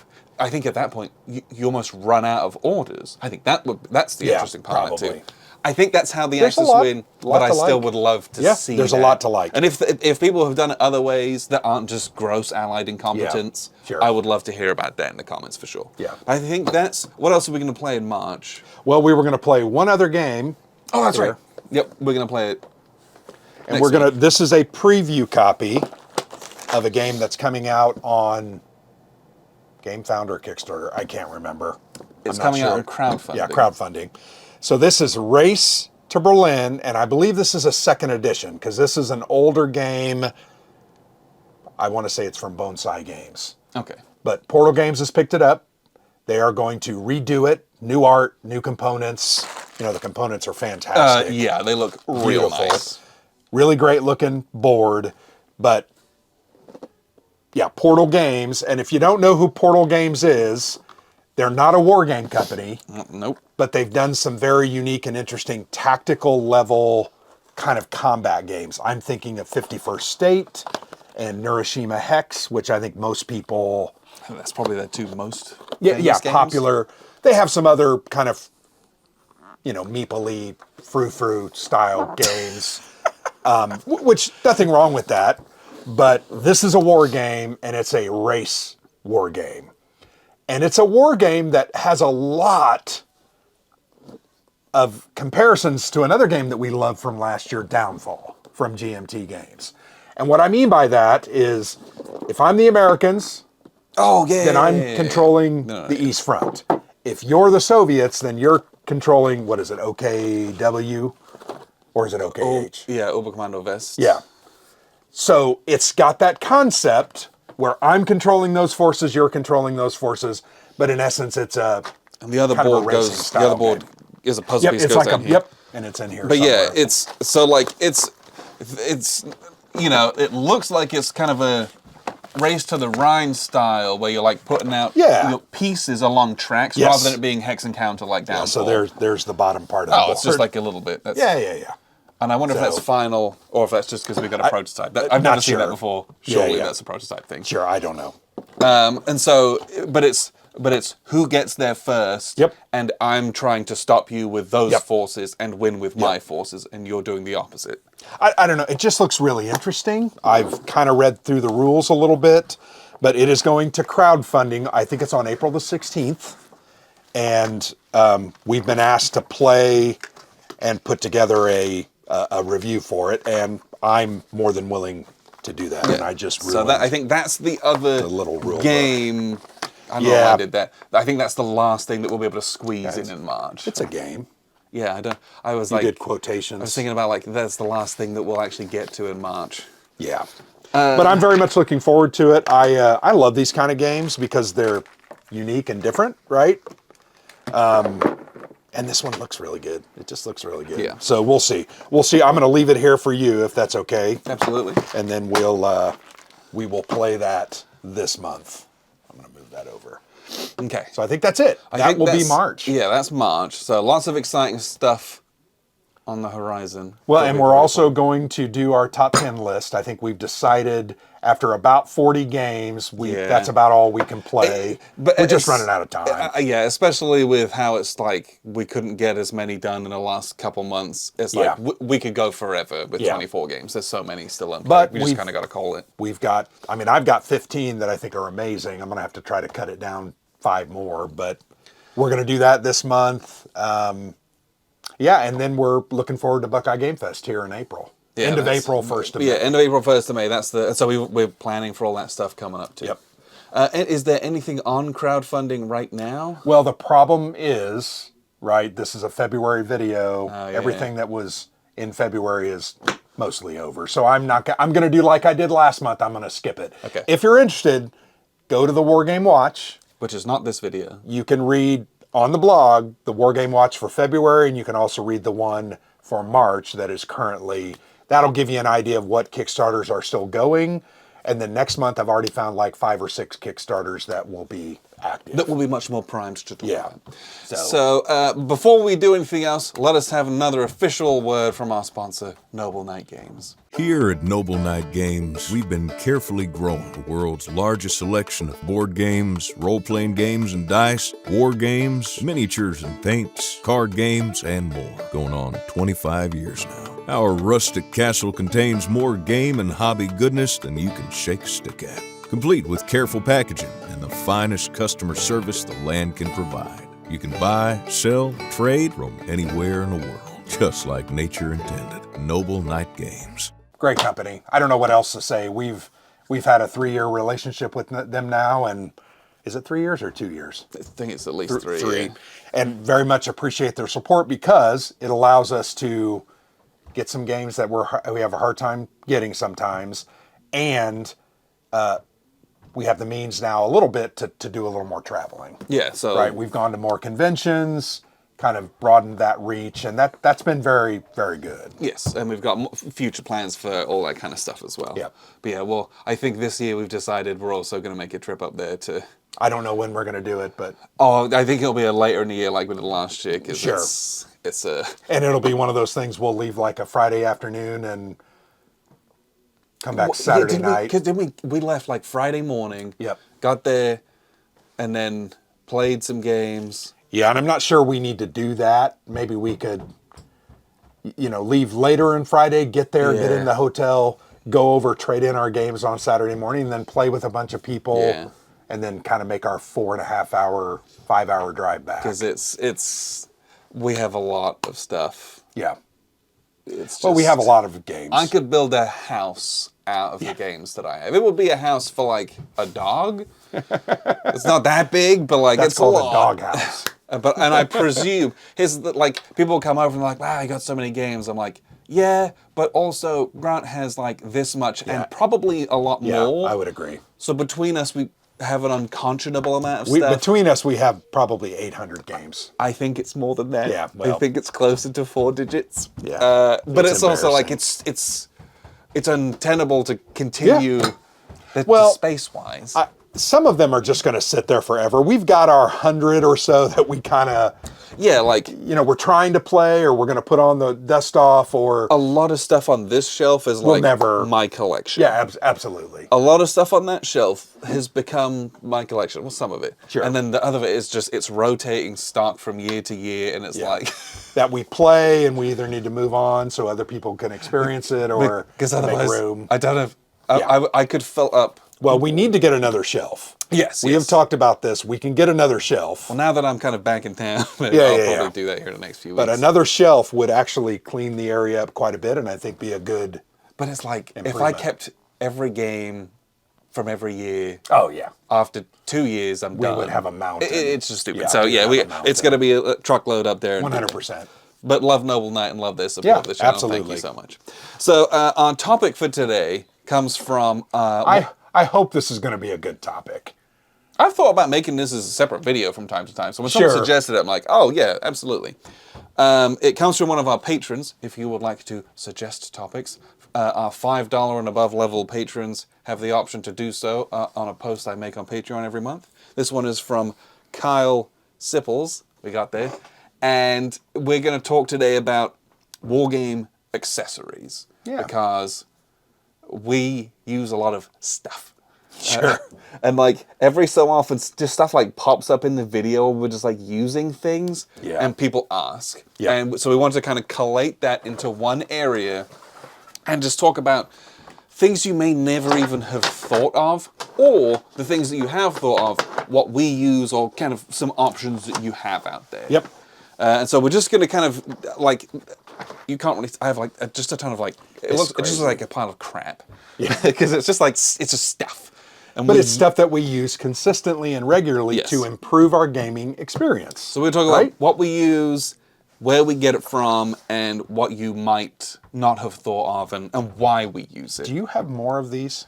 I have one other one, Okay. but I I'm don't. wondering if I left mine here, because I had one. Yes. Anyway, I could just get one online. It's not that big Yeah. of a deal. So speaking of which, let's just start with this. This is something that you might not use as much. So this is. You're going to use it in a lot of games, a lot of tactical level games. So this is called it's the Target Lock from Army Painter. This is actually a laser pen, but it's a straight line. It's a perfectly straight line laser pen. Yeah. Ooh. Can you see that? Ooh. And we don't shine it in each other's eyes. That's not what we're trying to do. But cats love it. They do. And Kids so love it. What it's perfect for is line of sight. Yes. I bought this many moons ago. I got my first one for playing X-Wing, for firing arcs and things like that. I use it when we're playing Flames of War or Battle Group, things like that. But we have found, even in Hex Encounter war games that often have straight lines or the dots, Yep. if it's something that's across a map, I'm just like, boop, there it is. Now, this is so bougie, you do not really need this. You can just use a play aid card. Or a rubber band. You can take a rubber band and kind of put it in the middle of a hex and stretch it, but that you're in danger. I am Danger, Will I would Robinson. not do that. That's Yeah, not for I've me. done that. That's what I love about this is, boop, I don't even have to hold a play aid card that's a straight card Yep. because I might drop it. This is Yep. like, Well, you find your point, you put it there, and you decide, okay, there's no problems with line of sight. I can hit that unit. yeah. Or, and like, I use this because I happened to have it from another hobby. Sure. But if this is something that you're interested in, it's from the Army Painter, and it's called Target Lock. How And much were these? Do you remember? I don't know. Like, I would like to have one of these. I think my first one I bought was like 10 years ago, and so the pricing is like pointless for me to say. Sure. I would assume like 15, 20 bucks. I think that's what they were 10 years ago. Okay, so 25, 30 I bucks. wouldn't be surprised if they were charging that much now. Okay. But I really like it too. As you get closer, the line is pretty compact. yes. And you can, I can stretch it out. It's just really well done. It's like, yeah. And I'm mesmerized. And this I'm is a gonna little play toy. with it the rest We're of going the to play with the time. rest of the video, so I wanted to get it out of the way. Yeah. Just so that you're like, what the hell are they playing with the whole game? Yeah, yeah. The whole video. But these kind of things make your gaming experience better. I think all of these things make your gaming experience better because they keep you organized. Yeah, or it's simpler. Yeah. Or things like that. Yeah. So let's talk about some things which are like everyone's going to use. We're going to talk about tweezers. I got my tweezers. So tweezers, okay. This is tough because for the longest time, these were the gold standard of tweezers. They're these black with the yellow rubber on them. And They even have a light. They even have a little light on them. You have removed your light, right? Yes, because it's just this little. It's just screwed on. I Yeah. removed mine because I never used it because we've got good light in here. I like it. And it was kind of. I felt like it was in the way. Sure. But- it can be. This is from a company called General Tools. You can't get these anymore. Yeah. That is my understanding. Because I went to go buy some, or like send a link to someone a few months ago, and they're fully out of production. Okay. Like you couldn't buy them on Amazon. You couldn't buy them in any stores, and the stores that had them listed on their websites, it was like OOP, never making them again. And I was like, oh. So wargamers bought too many of them that they decided. Or they didn't buy enough. Yeah, Where the there you CEOs were like, oh, we've got to we keep can't make making any them. money. Yeah. So if you can find these Very are great. good. Yep. They're perfectly squared. They're real nice. Well, and I like these because you can pick up counters this way Yeah. or this way. You I think can either do a stack or Yep. you can pick up from the bottom Yep. as like a little sled. I just feel like it works very well. And I so- use these a lot. Yeah, at home. I think these are, they're like bent nose tweezers or something like that. I don't know. This is what I would recommend. So because I couldn't find these, I bought a set from Amazon of just kind of regular tweezers. Are these tweezers that you would potentially pull nose hairs with? Yeah. So these are actually much longer, which I kind of love. Yeah. And they're chunky. So I've Yep. used little hobby tweezers before, and they're so thin, and they're not wide enough for most wargame encounters. So I wanted to get something where, even if I needed to, I could pull it apart, and they're big enough, and it's got the bent nose at the end. These happen to come with a straight set as well. Which these would work as well, maybe for lower, like In one a or two pinch, counter. But yeah. I'm never going to use Sure. this. Well, you would use these, like I might use these in a solitaire game because I only have one or two counters. Yeah. And I'm just going to move them. I need to move it from this box to this box. Or it will work great for something that's like from Hollenspiel. So something produced by Blue right. Panther, where those counters are real thick anyway. But if you've got a bunch of them, but not stacked high, that works too. These are for low counter density, chunky games. These are for higher counter density, smaller counters. But like a set of these was like $8 on Amazon. Whereas these And general tool ones were a bit more because they had the light on it. Yeah, Like, I think you could also groom yourself with them if you really had to. if you were desperate, you could do that. But tweezers, if you're new to wargaming, people make jokes about tweezers and stacks. If you're going to play any kind of meaningful hex encounter war game, You need them. It's a good investment, and it's a low cost Well, investment. I think of some of the like OCS, BCS, lots of counters, lots of contiguous lines with 2 to 4 counters. The sausage fingers that I have are going to knock them over. Yes. That happens time and time again. When I have tweezers, I still knock them over from time to time, but I knock them over less frequently. The other very common thing that we'll talk about is plexi. Yep. And I will just pick up one of my sheets here because I have a big stack of them. Plexiglass is literally just a sheet of plexi plastic, and you get this at your hardware store. Yeah, Lowe's, Home Depot. You can get them cut to size. You can get them pre-cut. I think mine are the ones that I have are 22 by 34. Yeah, so they just fit right over it. I have one that's 22 by 34, and then I have one that's probably half of that, and I use that for my solo game. Right. But the 22 by 34 generally is any one map Yeah, and hex so encounter game. I would always recommend getting 2. Yep. Because most people will cap out at 2 maps just from a space standpoint. So if you get 2 of those. The other thing that I use, although I have lost it, like I physically cannot find it, is if you get it is from the Tops, the trading card guys. Top loader. It's from Ultra Pro. Yes. The guys who make the top loader card sleeves, they make top loader poster sleeves. Yep. And those come in all sorts of sizes. And I think I got one of their bigger ones. And you can fit a 22 by 34 map in it, but you literally slide it in like an envelope. Yep. You can stick a play aid or 2 in there. Yep. And that's really good because you can just pick Pick that it up and move it. You can. That's really good for a convention. It's really good if you just like the one mappers, because if you move the whole thing, the counters stay where they are, and you don't move it over the map and misalign everything. Yep. It's like in the envelope. We have used that several times on one map games. And it's funny. pretty The nice. one time I talk about it, and I we can't I find don't know it. what I did with it. We actually need to buy a couple more of those because I would like to have one of those at home. And those, you buy those on Amazon, and they are almost always out of stock. Yeah. So you just got to be patient. When they come in stock, Buy it. You got to buy it that day because they go out. Because it's not a wargaming thing; it's a collectives thing, and they buy them up. It's kind of crazy. And if you can get them, like mine was like $18, which is a really good deal. They're normally like $35, $40, which is kind of insane.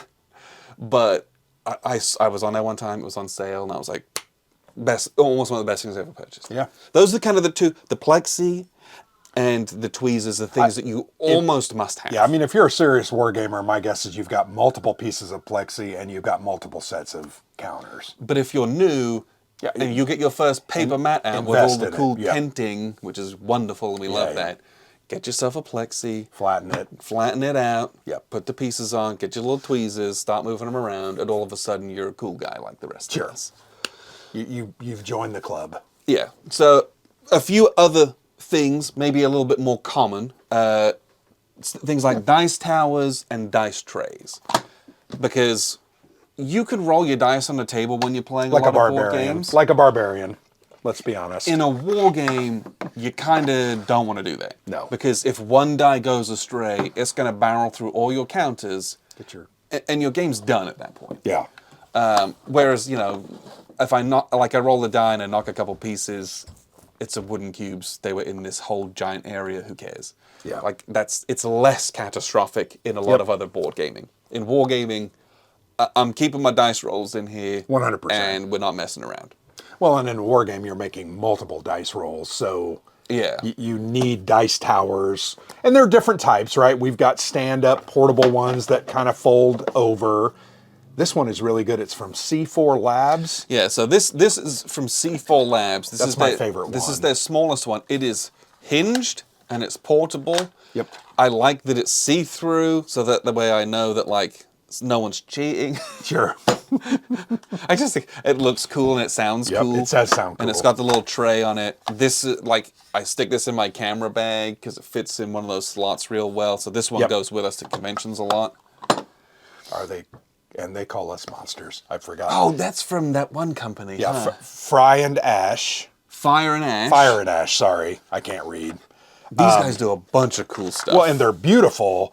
My one complaint with these is I'd rather use this one because they use a bouncy the material foam there. is a little bouncy. And there are times that I bounce them out. And as you mentioned, bouncing them out can be devastating. Yeah. But these are beautiful.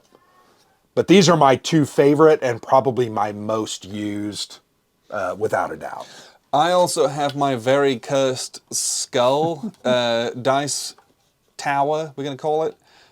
This is 3D printed.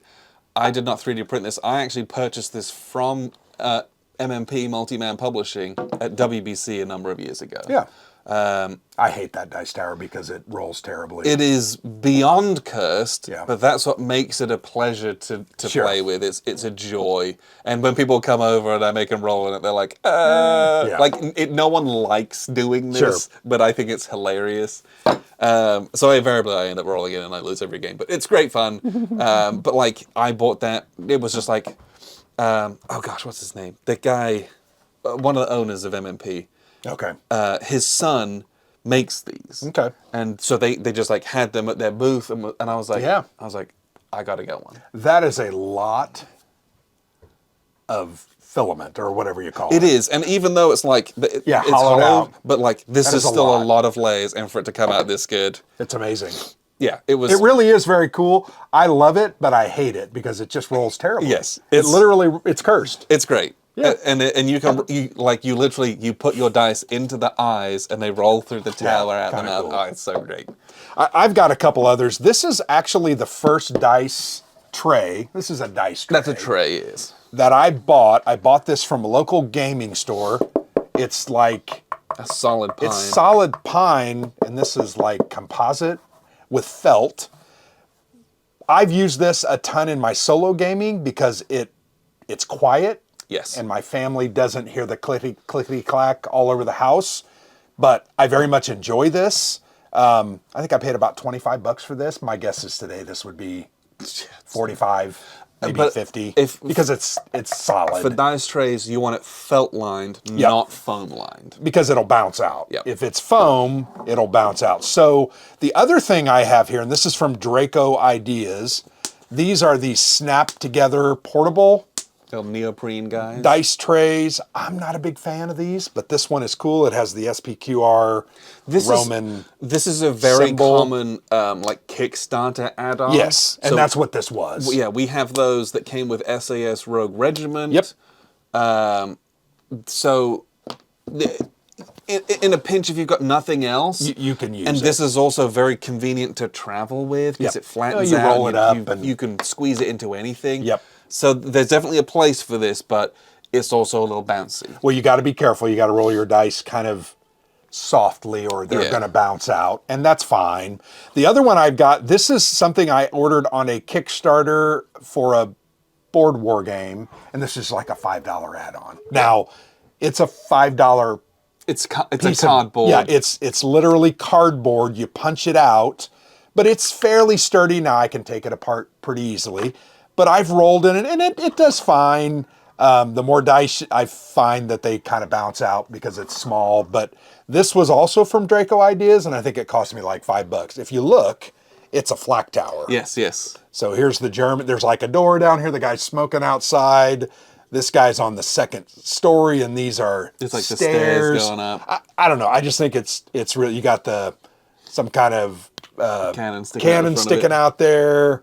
I don't know. I really like it. But there's all different types of dice towers. But if you want a dice tower that's going to make you feel, you're going to want to get one of these because they clickety clack and they make some nice noise. Yeah, you either get it wood, like fully wood and plastic, so you get the psychological warfare out of it, or you go felt lined because it's non-bouncy and it's quiet. I think depending that's if your two good options. Your family might be, have misophonia. Isn't it misophonia where you're sensitive to sound?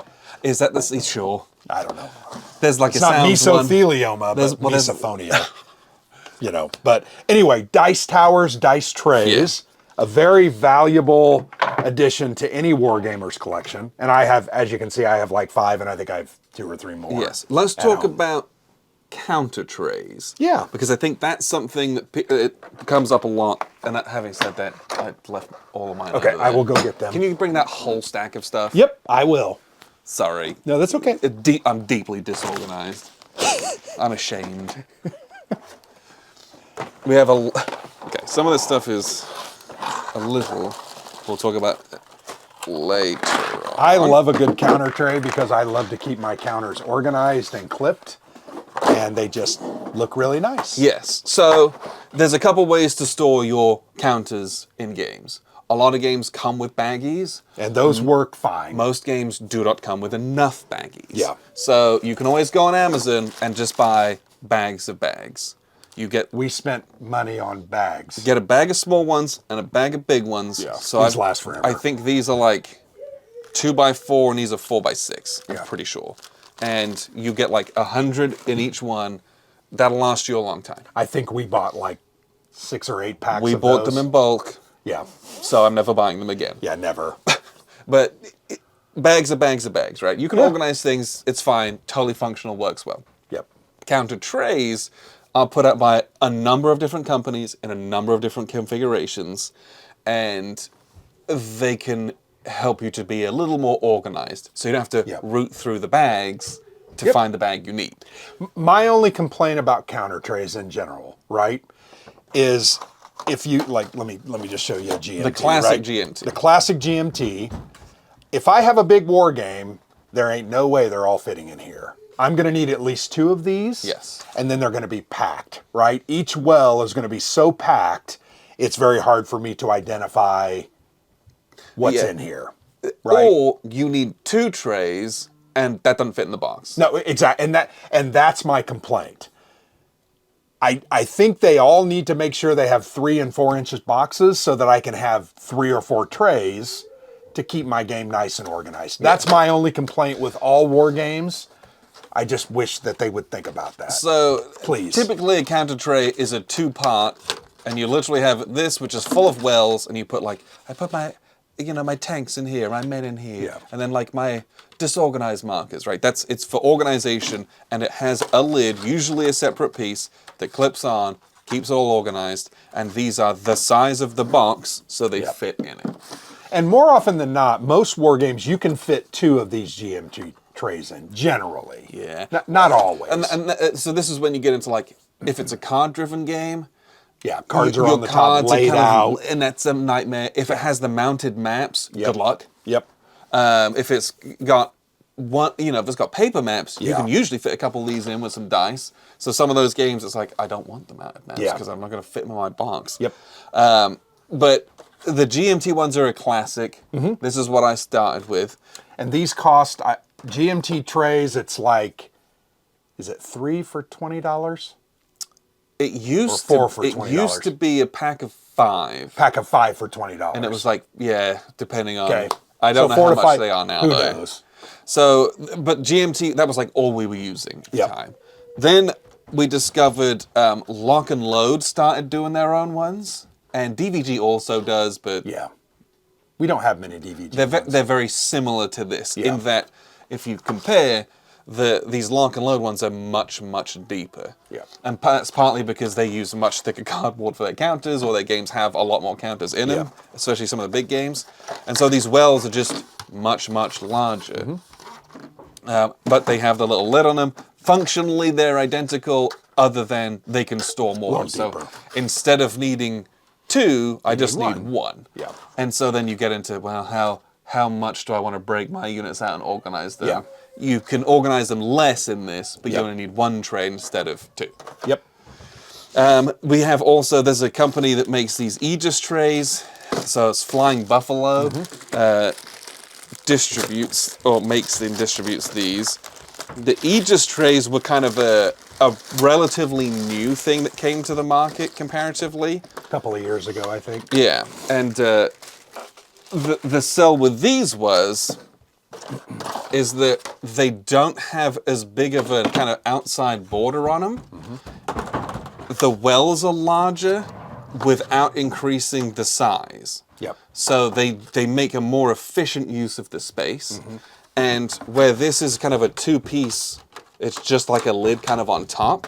These has like a fully wrapped, like this is impossible for it to fall off. Indeed, it's kind of a pain in the Sometimes it's a pain to get them you have to be without quite popping stuff careful out. to kind of unpick each side. Yep. I actually like that. It makes me take care of them. I love these Aegis trays. They're I've got them in a fantastic. lot of my games because it's much more, the peace of mind of it being so secure. I put it all in and I stack them on my shelves, and I'm never concerned about, the lid came off. Yeah, these, I would say the lid doesn't come off. These, the lid will come off. The lid can come off off. at least. Yeah. But with the Aegis trays, they're not. They're really good. These are the standard Aegis trays. They come in a pack of 5. I just opened one. These are really nice. They have a few new innovations. They have these half counter trays that they came out with. Yeah. And it's literally like, if it's a small game, right? Yep. So you might have 50 counters in a game, and you would use something like I'm this. going to use something like this for like Lanzareth Ridge. Doesn't have a ton of pieces in it. I might use a couple of these. Yep. And or you've just got a small box game that literally cannot fit this in. Yep. You can still have a counter tray for it. These were just like a convenience thing that they released. They're really nice. It's literally just half the size. I have one of these in one of my baggy games because it does have a lot of counters, and it really works. I just slide it right down in the bag, and it works pretty well. And the other thing they they came out with last year is they have like a tray set for magazine games specifically. Yeah. And so what this is... These are very cool. Yes. I wish I had a couple more of these. I've used the ones. So this is just like a regular kind of clamshell on top that you can fit your magazine in. There's like a half-inch worth of space to actually put the magazine in it. And then this, you peel this out, and all of the pieces go in this effectively regular-sized tray underneath it. And so you put all the pieces in, this clips in, and this is secure enough once you get it all in there. But then you put the magazine on top, and then you put that on, and very secure. And it's all compressed. Yeah. Without... This is really, because otherwise you end up with the real awkward stuff. I got my magazine in a baggie, and it's got like this pile of counters at the bottom. Yep. And when you put like 3 or 4 next to each other, it's like takes up the weird shelf shape and everything's that's not great. These are a really convenient way for all your generals, S&Ts, all that kind of stuff can fit into those really well. Yep. These are just, these were a great innovation. A lot of work went into the dimensions and the making sure they work right. Those are really cool. Aegis is great. Love that. I've used a lot of theirs. And the other one that we want to talk about is Cube for Me. A newer company the number in the past couple of years. Yeah. So what they have is these kind of all clear sets. And if you go onto cubeforme.com, they have an option. You can use, we have an affiliate link with them. You should use that. I don't remember what it is. Isn't it on the YouTube? Yes. Use the link below. If you use the affiliate link below, anything you buy there, you get 5% off, I believe, and we get a kickback, which is nice. So we appreciate your support. So it's an affiliate link. Yes. Make sure you understand that. But they have Wargame sets. So you can go on there and just like buy their trays and lids. Yep. And I will tell you that their trays and lids are very secure. Yeah. This is a much thicker plastic lid and a much thicker plastic tray. Like this is really hard to deform, and they really like click on. Where like this is also never coming apart. And I have almost exclusively moved to these for new games because they custom design their sets. Yes. So if you go into Cube for Me, you go to Wargame sets, you search by game.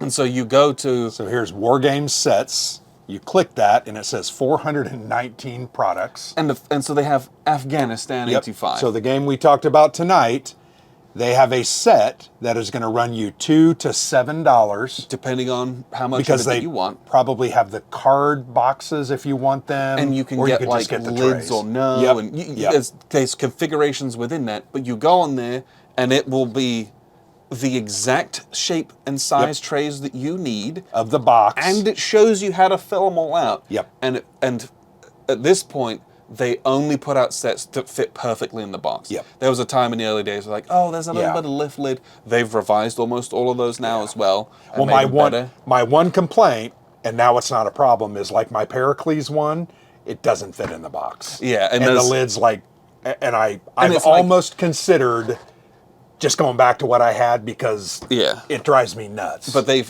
did that was something that could happen, Yeah. but it would tell you. Yep. Like they were upfront about it did. at least. Yep. But now they fixed basically them. made a rule where they're like, we don't put out a set unless it's pleased, because it was annoying, right? But here's a Distant Plain, a Jest of Robin Hood, a Glorious Chance, Most Fearful Sacrifice, Pipe Creek. And you're gonna buy those sets, and if you buy like 5 different sets, you will get like an invoice in the box that's color coded, and so you can see these have all these little green stickers on. These are for whatever the green set game is. A Distant Plain, And I can't remember what this one is. Yeah. I got to look because I'm in the process of doing that. Yeah, I've got some that I their haven't trays done are yet. great because they're see-through, so it's really easy to assess. Kind of, and it just looks cool in the box. Yeah. I like use all my GC ACWs have their sets in them.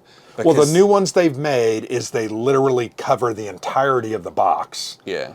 I think at the beginning they were trying to do, like, I'm just going to do a half one, and then you left this odd space, and it created some, but now they perfected them, and they really work. The newer sets I've got, I've had no problem with. And they're like, they're really good for CDGs because they'll give you, 2 or 3 card stuff boxes. for the counters, and they give you card boxes, and they give you a sleeved or unsleeved option, and you buy the one that you're going to use. Don't buy them both. That would be insane.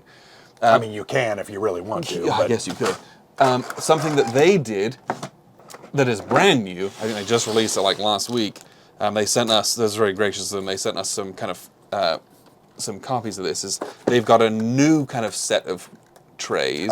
I would call those modular trays because they're not specific, but they just... I'll be curious to see if they make game-specific ones from these as an option. But this is literally, you line up. These are very thin. So it's like 1 or 2 counters. It's one counter deep, high. And you're going to fill that up. And then you're going to put one of these on top.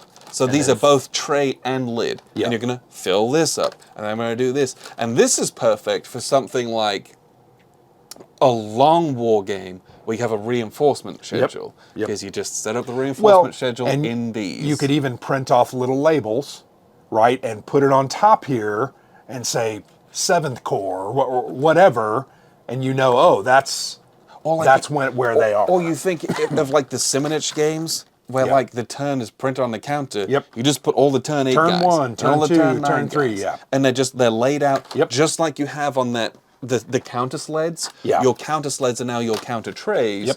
So you don't got to do that. And you would just take that out and you could lay it here and then just pick the counters out. Instead of fish, set up the counter sleds. Very neat. And that's a couple hours before you even play the game. Now these, they fit together, but you get the little bands, and it's an elastic band. So I haven't done anything. We just got these in. I haven't set any games up like this. The elastic bands scare me a little bit, just over the like what happens after 20 years of elastic bands, right? But these love appear, sure, but rubber bands dry out. These are neat. These definitely are neat. I'm curious, and they've got these in 2 sizes for like the tiny little ones and the slightly bigger ones. I couldn't tell you the 7/8 of an inch or like Yeah. that's way too big. I would like to buy a bunch of these and just try it out, like in some mean, of my games. we have a bunch. Well, I know, but this is like, yeah, that's actually it's not an insignificant. it's more than you realize. And I'm curious to see how far these go. Sure. Like, what does one game look like in this? You'd probably need Like, is 4 or this 5. one game? probably. I don't know. Yeah, and who so knows? this is something It's unique. But what I love about Cube for me is they're always trying stuff. Yep. They're trying stuff. They're innovating, and like if they find that like a lot of people complained about the rubber bands, or We won't do we found that, a or- better solution for like a lid or a clip or something. Yep. That is a company so open to like change and innovation that they'll do it. I mean, they do stick together, but I would. Yeah, you would want to use the rubber bands just because. I would never do it without. And you only need, so like if that goes in a game, you just need one. I'm not sure you need both. I would do both. You would do both? That's me though. Sure. I'm freaking out if it's Well, not yeah. doing it. Yeah, these are really neat. I would like to try some of those. And that's just the counter trades. If you go on Yeah. Cube for me, you can get all sorts of bits. They do like meeples and all sorts of stuff. Yeah. And Arrows. like this was something that was really cool that they've got these wooden arrows that are colors. Yep. This is perfect for just like reminding you where we're doing the battle. Or like, for even taking pictures for an AAR or blog post like I do. yeah. Or it's like, Very valuable. hey, where's my victory spaces? Yep. They're right here. Or like, what am I trying to do? Little mnemonics like this Yeah. are what can be helpful to someone doing wargaming. How much are these? Because I would like to buy a mess of these. I think these are new as well. Okay. I'm I pretty mean, sure I read I'd like to buy the arrows were new. Like I would like 8 or 10 red ones, 8 or 10 blue, 8 or 10 green, probably 8 or 10 gray. Because I would use these a lot in wargame pictures. I think they would look pretty good. And they have all sorts of like stuff. Like they have little plain meeples. They Sure. have like, you can get cubes, discs, cylinders, all sorts of stuff. And Yeah, you can go hog wild if you really want to. you can. And I'm just like, they offer a lot of stuff. And we'll talk a little bit more about some stuff Well, here. they have cubes. They have counter sleds, Yeah. which we've not used, but I wouldn't mind trying those if you want. I just don't know what I would use those for. Well, you would use those for low counter density games. I don't know. I think they're kind of cool. But they're definitely cool. But like that's what Yeah, I how's really it gonna- I love about that company is they're making accessories. Oh, yeah. And pieces Yeah. that you're going to use. And I just think Yeah, so here you've got 12-sided die cubes, that's pretty fascinating. You got dogs, you got Yeah, the grain, arrows, subs, knights, meeples, boats, snails, rockets, little tank. Look at those cute little tanks. right. I mean, little squirrels. Like What do you need squirrels for? No Help me. idea. Why would No you need? idea. But that's cool. I wouldn't mind owning a couple. But of squirrels. they have a bunch of stuff. They have Yeah. extremely good counter trays, and I love that they're war game tailored sets. I mean, can you imagine, like, in a picture having 3 of those showing the different units and their counterattacks and their attack? I mean, it would be amazing. I think that it's just like that's cool. And Oh, like, yeah. you could cut that out of some paper, but Yeah, why it not? looks Why better. not make it look And nice? it looks like they're like 17 and 18 cents a piece. So you buy 10 of them, it's $2. Yeah. I mean, you're going to pay shipping and handling, but Honestly, the shipping and handling from Cube It's not for that me, bad. considering it's coming from Poland, is both pretty quick, all things considered, and very cost-effective. reasonable, all things considered. So I rate that company very highly. That's why we Yeah. partner with them with an affiliate link. I know we've yapped about them a bit, but we're have nice judicious stuff. about the kind of people that we work with, and Yeah. they've been very, well, very while good. we're on the bits, let's talk about our tiddlywinks, our cubes, Yes. So because we have this is just Dozens an of- example. I have dozens of a those. whole rack of this stuff. Yeah. So too much. I just went onto Amazon and I bought a set of plastic cubes, and it was like 2,000 plastic cubes across like 20 colors, Yep, you've got and 'em. each of them has a tray like this many in them. Yeah. And we use these all the time. Yep. We do. The other thing that we've got here are these. Tiddlywinks. You can type in tiddlywinks. If you type in bingo chips, that will also help you out. But it's a massive bag of like 5,000 multicolored. Yep. translucent. They're see-through, right? They're translucent. So you would put this over a victory point hex. Yes.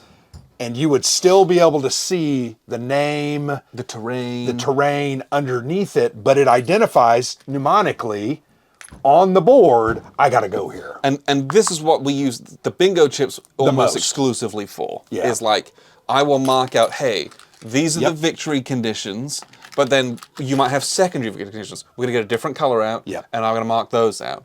And so it just immediately makes your game easier to assess.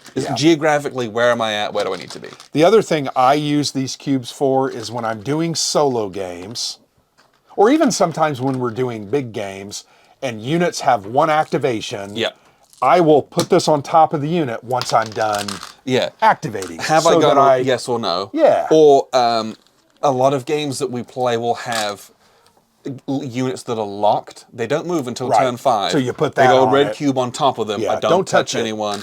Things like that. These kind of things I think are a cost-effective way to help you remember the key elements, victory point cities, objective hexes. Helps you from messing up. Keeps you focused on I'm trying to think is it no retreat where you have to do a mandatory counterattack? Yeah, that's the no retreat. So something like that, you would put a cube on top and be like, these units have to attack this turn. Yeah. But we use those a lot. In fact, on all the big games, like Enemy is at the Gates, I think we used them on ILAO. We use them a lot at GCACW as well. I mean, they're just important. And what did you spend? Maybe $20, $30 for those? If that. Yeah. And you know, you just buy a big old bag of them and you sort them out when they come. And it's more than you would ever need. So you could do it with a friend or two or three. You could go halvesies on someone and you some don't of these. There's about 75. I need like and it 30. And it just like comes in a big old bag. Yeah. And you're going to spend an afternoon sorting them out. Kind of cool. I remember when you got those, I looked over those like, ooh. And we started using them and I was like, ooh, yeah. And that's awesome. The bingo chip specifically came about because the control markers in Unhappy King Charles were absolutely miserable. Because you have, like, you can't see what's underneath them because they're opaque, and you're moving other units around, and it's like they're underneath it. Sure. And I saw someone online who had the blue and the orange bingo chips on it, and I was like, brilliant. And I immediately bought them. Well, and you could even use these for, think of a game like SCS, right? There are disorganized counters.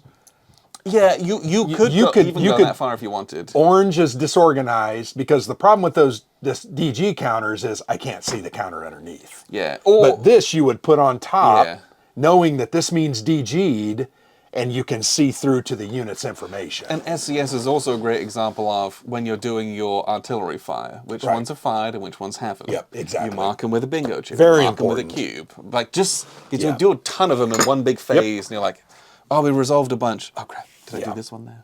Because he was kind of behind and like, I can't remember. But if you had a cube, you put it on it, you mark them as you go down the line. I'm done with those. And most games don't provide you with that, so third-party stuff very always cool. go like that. Now, if you're going to buy a bunch of bits, you need somewhere to store your bits.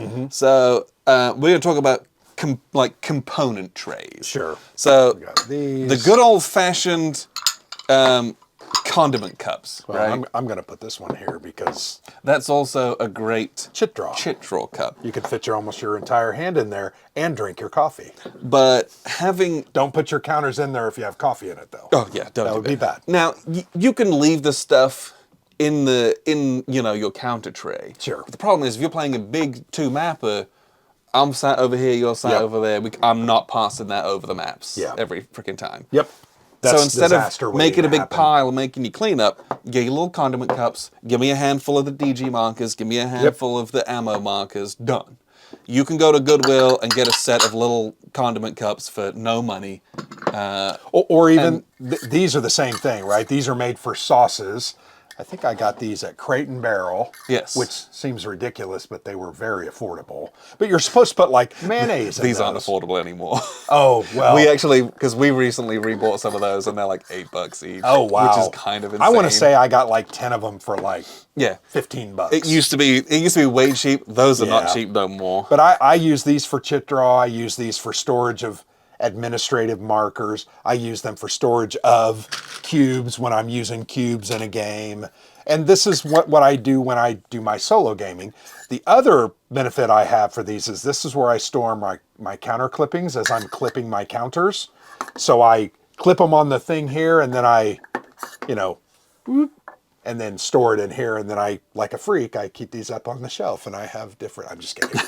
I dump them in the trash because I don't want them to fall. Yeah. But so those are all perfectly normal and viable things. We did find a couple of years ago, I was at Family Time Games, and I found this company, what are they called? It's called Spectrum. And they make these little vacuum-formed see-through counter trays. They're literally, I think they're called component trays. Yeah. And you just, they're a really big size, so you can do it with your cubes or your bingo chips, or you can put your Counters, admin markers in them. But it has a closing lid on them. So if you're traveling or you want to pack it up, you can use these for that. So what's the name of that company? it's called Spectrum. Spectrum's the company, and it's their component trays. Okay. I think BCW is like their parent company. And BCWsupplies.com. I think that's who actually makes the plastic, Okay. and then Spectrum repackages them as component trays. I believe. Yeah, but I think I have 8 of these. And I think I have 16 because Okay. and that's because I use a full set of these in Warfighter. Oh, yeah, Because all the I admin basically markers. I got rid of most of the counter trays in there. Yeah, yeah. Because I keep them in these with the lids on, and I've got the big giant foot locker so it can fit a bunch Sure. of these in, because those are big thick counters and you have a lot of them. I broke mine one time. That's okay. I think I smashed them. But for Warfighter, I use the lids, and Yeah. they're all in there.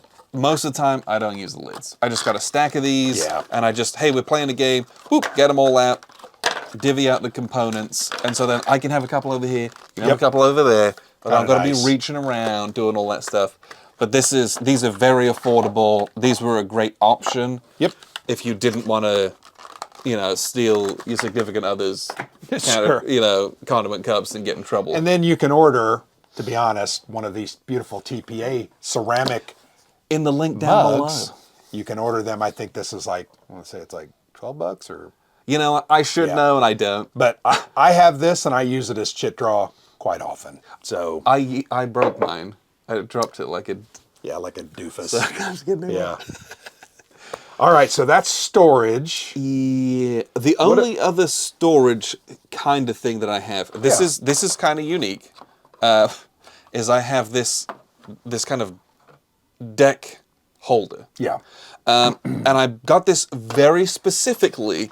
So this is says made, Aardwolf's Yeah, this Lair. is made by Gary Nagel from Aardwolf's Lair, and I specifically got it for Labyrinth because I love Labyrinth, and I love Labyrinth so much to the point at which I have it sleeved because we played it a whole bunch. I don't want to batter my cards, but the problem with sleeved cards is when you have a giant Labyrinth-style stack of them, which is huge. Barbaric. I know, right? Barbaric. This stack of cards is Unwieldy. It's unwieldy, and it used to fall over a whole bunch. And I'm like, hey, Gary, you've got a 3D printer. Yep. Can you hook me up? So I sent him, and the inspiration for this came from the deck holder that comes in Arkham Horror 3rd Edition. Oh, okay. Because it's a cardboard thing, and it's a small card, but it's sleeve cards, fits the whole thing, they never fall over, and you just draw from the front, and I just turn them face down for the discard pile on the back. Right, nice and easy. But it had to be big enough that it fit this huge stack that is sleeved. Because this is like a full games deck. Now, most games aren't this big. Right, that you do like half of it. But he has smaller options of it because it's all 3D printed. Now, the only thing I don't like is I don't like this logo on there. Well, it needs a cool, the Player's Aid logo. Now, but love you, Gary. You can't really go and buy those from him right now because it's like... I don't think he's trying to make a side job. No, but I think I would be surprised if he didn't make those available, like the STL files on his Patreon. Sure. But he was a real mensch for printing this out and giving it to me at Buckeye Game Fest a few years ago, and I've used this a whole bunch. Yep. So if you can find things like that, this is a great, like, option, and this helps me play this game in a much clearer way while still protecting the cards. That's just kind of a little bit, and this is fully like, this is a puzzle that all comes apart. You can just take it apart. If you need to travel with it, it all slides apart nice and easy. Done. Flat pack. You're going to get that back together, but it's not complicated. But like, that's it right there, right? Yeah. Pretty cool. I love that thing. I think that's awesome. That's a little bit, I don't know if that's reasonable for you, most people to get a hold of that though. Yeah. But I think All right, well, storage-wise, that might be like storage stuff, right? Storage, we got to talk about these, right? The magazine. Oh, sure. Do you have a bunch of magazine games that are difficult to store and keep on your shelf? And, you know, is that a problem that you experience as a wargamer? Why, yes, it is, Grant. Yeah. So there are a couple different options. This is an option from that Swedish company. Yes, that Swedish big box blue store. So if this is kind of a magazine rack that is built for Kallax. Specifically for Kallax. It fits perfectly within those. It's got a little bit of space on top. Yep. And you buy them like right next to the Kallax. I got a couple of these for my magazine games. I kind of need to get more because both of mine are full. And I've got the much cheaper, more efficient, cost-effective cardboard. Yeah, literally, it's just comes like this. You buy a pack of like 20 of these. They're just little boxes. You fold them, and they turn into this.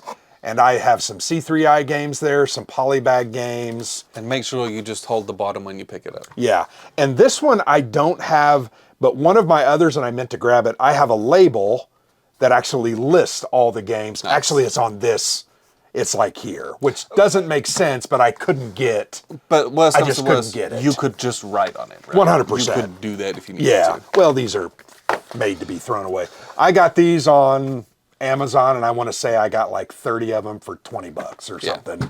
Very affordable. But those are great. Now, inside here, you have these magazine boxes. Let's have a quick chat about that. Yeah. These are nice. So these are specifically from C3I. Hey, I've got, this is exactly the same one. Oh, funny. Oh, would you put this, sticker at the top? Yeah. Oh, gross. Because when I have it in there. Oh, you put your boxes in there. See, I put this on the shelf like a game. Well, you're a weirdo. I don't put these in there. Well, I'm sorry for you. Eesh. But, yeah, anyway, these are little magazine boxes. So inside is my C3I number 31, right? This is a fold-up box. You can see it's pretty sturdy. It's got the whole magazine in there. It's got the counters all tucked away nice and safe. And then Roger, God rest his soul, also made kind of these stickers. Which are great. I don't think they've made them the last 2 or 3 magazines. No, but I think they'll make a sheet every 4 or 5 magazines. I would hope that's what they do. But you put it on the front so you identify clearly, oh, this is the Waterloo game, and then on the spine you have. I love these, and you can buy these on their website. I don't remember how much they are. I don't remember either. But I've bought. How many of them do I have now? This one I didn't have stickers, but I had to. Because they don't have stickers, right? Yeah, when it came out, there was stickers for like 3 I feel like of them. a frickin' barbarian. Like I had to write number 35 on there. Get on it. Like a dummy. But it would be nice if I had the whole collection of stickers, and I would pay for that to keep these all nice and tidy. But these kind of things are really nice. The other option that's kind of like a packaged option is you can go onto Lock and Load's website and pick up their ammo crate. Yep. And this is great for storing polybag games or magazine games. And the reality is it's just a 3-inch box. I'm pretty sure when you buy the ammo crate, it comes with 2 of their big counter trays in it. I think it's 2. But the ammo crate, you can then put whatever you want in it, and it has a little box of like contents, what's in it, and it's got that on the side. You can use this as well. So you might have a couple different games that the counters couldn't fit in trays inside the game box it came with, so you might put a couple counters in here and say like, oh, this is World at War 85, and this is, blank. And I actually used to have this full of stuff, or I've got another one that does. Got it. Yeah, those are pretty nice. But that's storage, right? Let's talk about our counter clippers. Yeah, I think that's storage. So counter clippers, we're going to get into. We're starting to wind down. We're going to get into the juicy stuff. This is the best one. This is the barbaric one. I disagree. No. This one breaks. This one will never break. Okay, so what But is you have to be a barbarian. What is a counter clipper? A counter clipper is designed where you put the counter in it and you clip it and it's going to round the corner of it. Oh, beautiful. And instead of having the tufts Yep. or perfectly like jagged edges, that's like, oh, It'll be ow, rounded. ow. Yeah. It's going to be nice and rounded. It's going to look great. Yeah. A lot of companies are now doing pre-rounded counters, which I appreciate. Yep. Because then I'm not going to do this. Well, that game right there, the First Victories. First Victories yep. is all pre-rounded. So, Beautiful. which is great. I love that we're moving towards that. Yep. But doing corner rounding is something that I find I gotta get some oil for that. Yeah, yeah. I clearly don't. Well, you use don't that use one. this one. I use mine like But crazy. yeah, this one is. It's barbaric. I remember the first time I used that. I think it was on one of my Combat Commander battle packs. And after doing it, I almost considered throwing it in the trash and buying another one because it butchers them. But you got to get used to it. Yeah, this is a different technique. It's Yeah. definitely different. This one is fool-proof. Literally, you can't screw Mostly, this yeah. up. Yeah. So and we're going to so first off, these are both made by the same company called Oregon Laminations. Yes. You can buy these on Amazon. You can buy them from Oregon Laminations. If you buy them from Oregon Laminations, it's invariably more expensive. Yeah. But I think they warranty them. They don't warranty the part that breaks. These are not made to clip No. thick cardboard counters. That is not what they were intended to do. These are designed for arts and crafty folks and scrapbookers to clip like the corner of a business card. Of a small thing of thin like cardboard. paper or card. So I kind of laugh because I've seen people online be like, how dare they break? And I'm like, dude, this is not engineered nor designed for that. No. It's something we have borrowed because it works. You just need to understand you're going to get about 10,000 counters on this, maybe more. Well, sometimes less. I had one break really quick. Then it's going to break. And you just need to understand that. Now, what I have done to mine to try to extend its life, the problem is you don't need to clip it all the way down. You understand what I'm saying? Yes. But we as humans, we kind of, we just clip it all the way. Especially because the Wargame counters are sometimes much Pretty thicker. thicker. They require a lot more pressure, Yeah. so it's almost hard to not do it. But I taped a 20-sided die there. And it allows, it's a big enough one that it literally stops about right there. So it perfectly clips the It corner clips the counter. without overstressing the mechanics. And the one that I've taped it to has lasted, I'm going to say it's going on 15,000 counters. Yeah. So understand these are going to break. They also need a little bit of maintenance. This is an oiled part.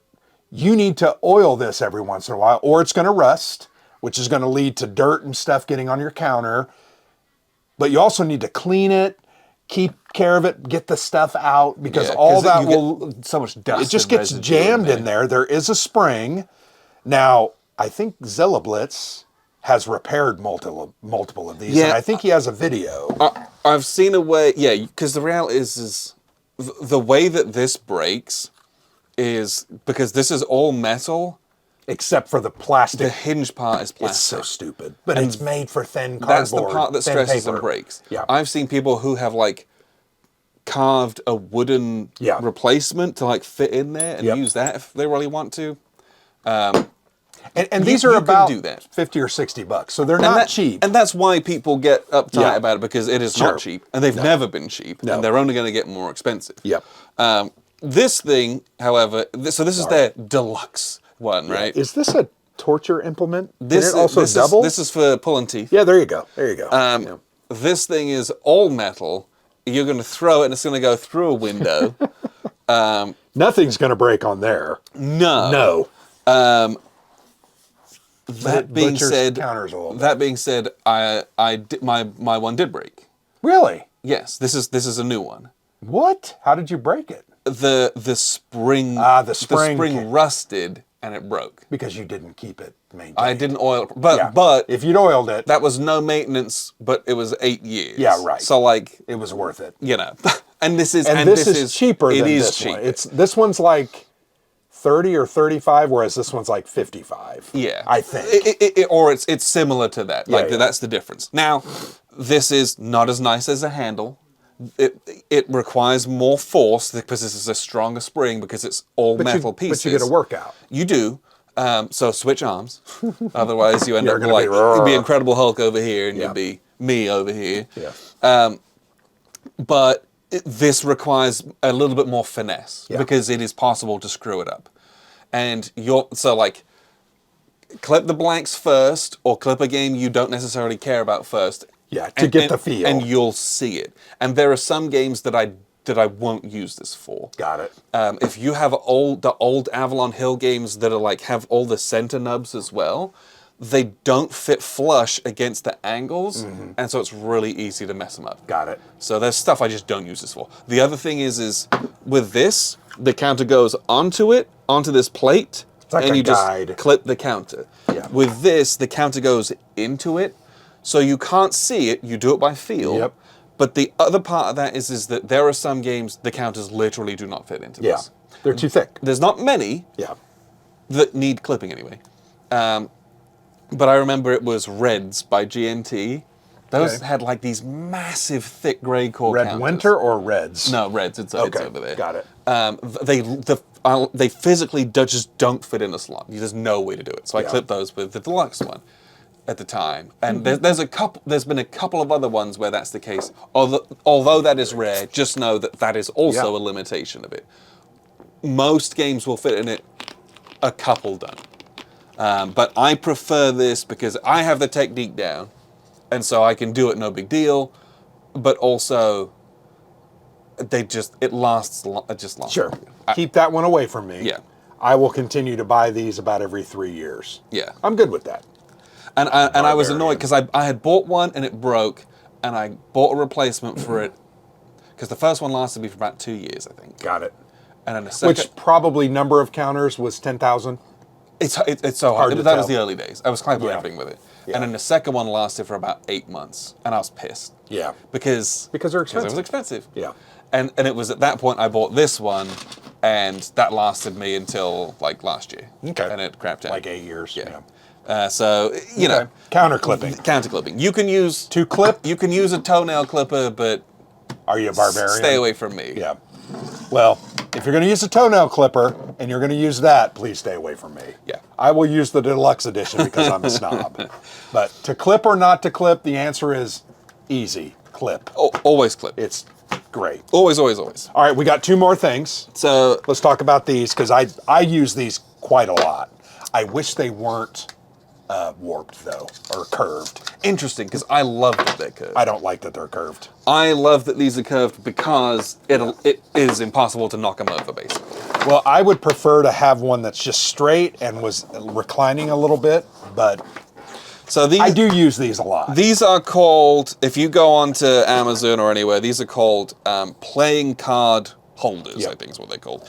And basically, I use these to hold Play-Aids. my play aid. Yep. And this is great for solitaire wargaming. Yep, 100%. You get a couple of these, they come in a set of two, I think, and so we Yeah. bought a couple sets. And so these, it's literally, it's a, what do you call this?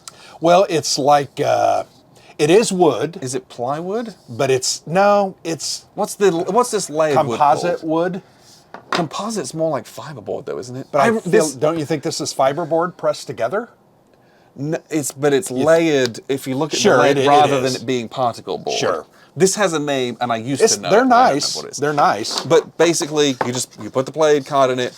It's because it's curved. It's real hard to knock it It over. is. I would agree with that. That's what I like, and so I can Yeah. put one over there, put one over there. Yep. Then I'm not doing this the whole time. Yeah. I'm playing my game. I'm like, okay, playing a game. Yep. Okay. Yep. Agreed. That's what we use them for. Yeah. We don't use these when we're playing 2-player because often we'll have them like laid out or Yeah. you just don't necessarily need this. But for solitaire stuff, Yeah, if works I've got it really well. squeezed out, I got it vertical so I can read it with my hands free. Yeah. These were neat. I saw I think it was the Blue Tweezers was using these in one of his videos, and I was like, oh, that's brilliant. Yeah. So I picked up a couple of these, and Yeah, they're really good for that. I've probably used these in 30 different games over the years. And there's all sorts of, like you said, if you want to get ones where it's straight and they're Sure. like leaned back, or you can Yeah. get ones that are tiered if Yep. you actually want like actual cards in them and stuff. You can do, there's a lot of configurations of those things that Yeah. you can get as well. Well, I think the final thing we have is our custom dice. Because Well, no yeah. self-respecting wargamer should use the dice that come in the box. Right? We've all got how many of those little white and red dice that come in all the MMP games? Oh, I love these things. So first of all, These are... this is like a little tackle box style organizer. These are great. Yeah. You can get these anywhere. Have you seen these? I don't think you've seen these. So these came These with... are Draco ideas. Yes, they came with the 2GM Tactics Kickstarter that I did. Oh, they little Drake. So these So are... this one's got the little Draco symbol on Yep. it. That's cute. And then this is an Iron Cross for Germany. Oh, yeah. This is a star for the United States. What's this one? This is a Soviet. I'm not sure. I don't remember. Yeah, a little stop don't on a remember. D10 is pretty cool. Yeah, I don't remember. But yeah, But these are great. we have, over the course of a number of years, accumulated a number of faction-specific custom dice. Yeah. Again, this is also partly a holdover from miniature wargaming, because this is where a lot of these originated from. Yeah. But there's nothing quite like playing a World War II game and you're chucking the dice that has, like, you know, the Allied star on it. Oh yeah. And Or the 101st Airborne Screaming Eagle. Or you're playing Vietnam and you've got 1st Air Cav. Or you're playing Vietnam and you've got the Paven dice. Or you're playing World War II and you've got a couple of different Japanese style dice. Or you're playing British Airborne and you've got the 1st Airborne. I mean, it's I've and we've got all Desert types. Africa Air Corps, Cav, and Desert Rats. just American, normal American, Soviet.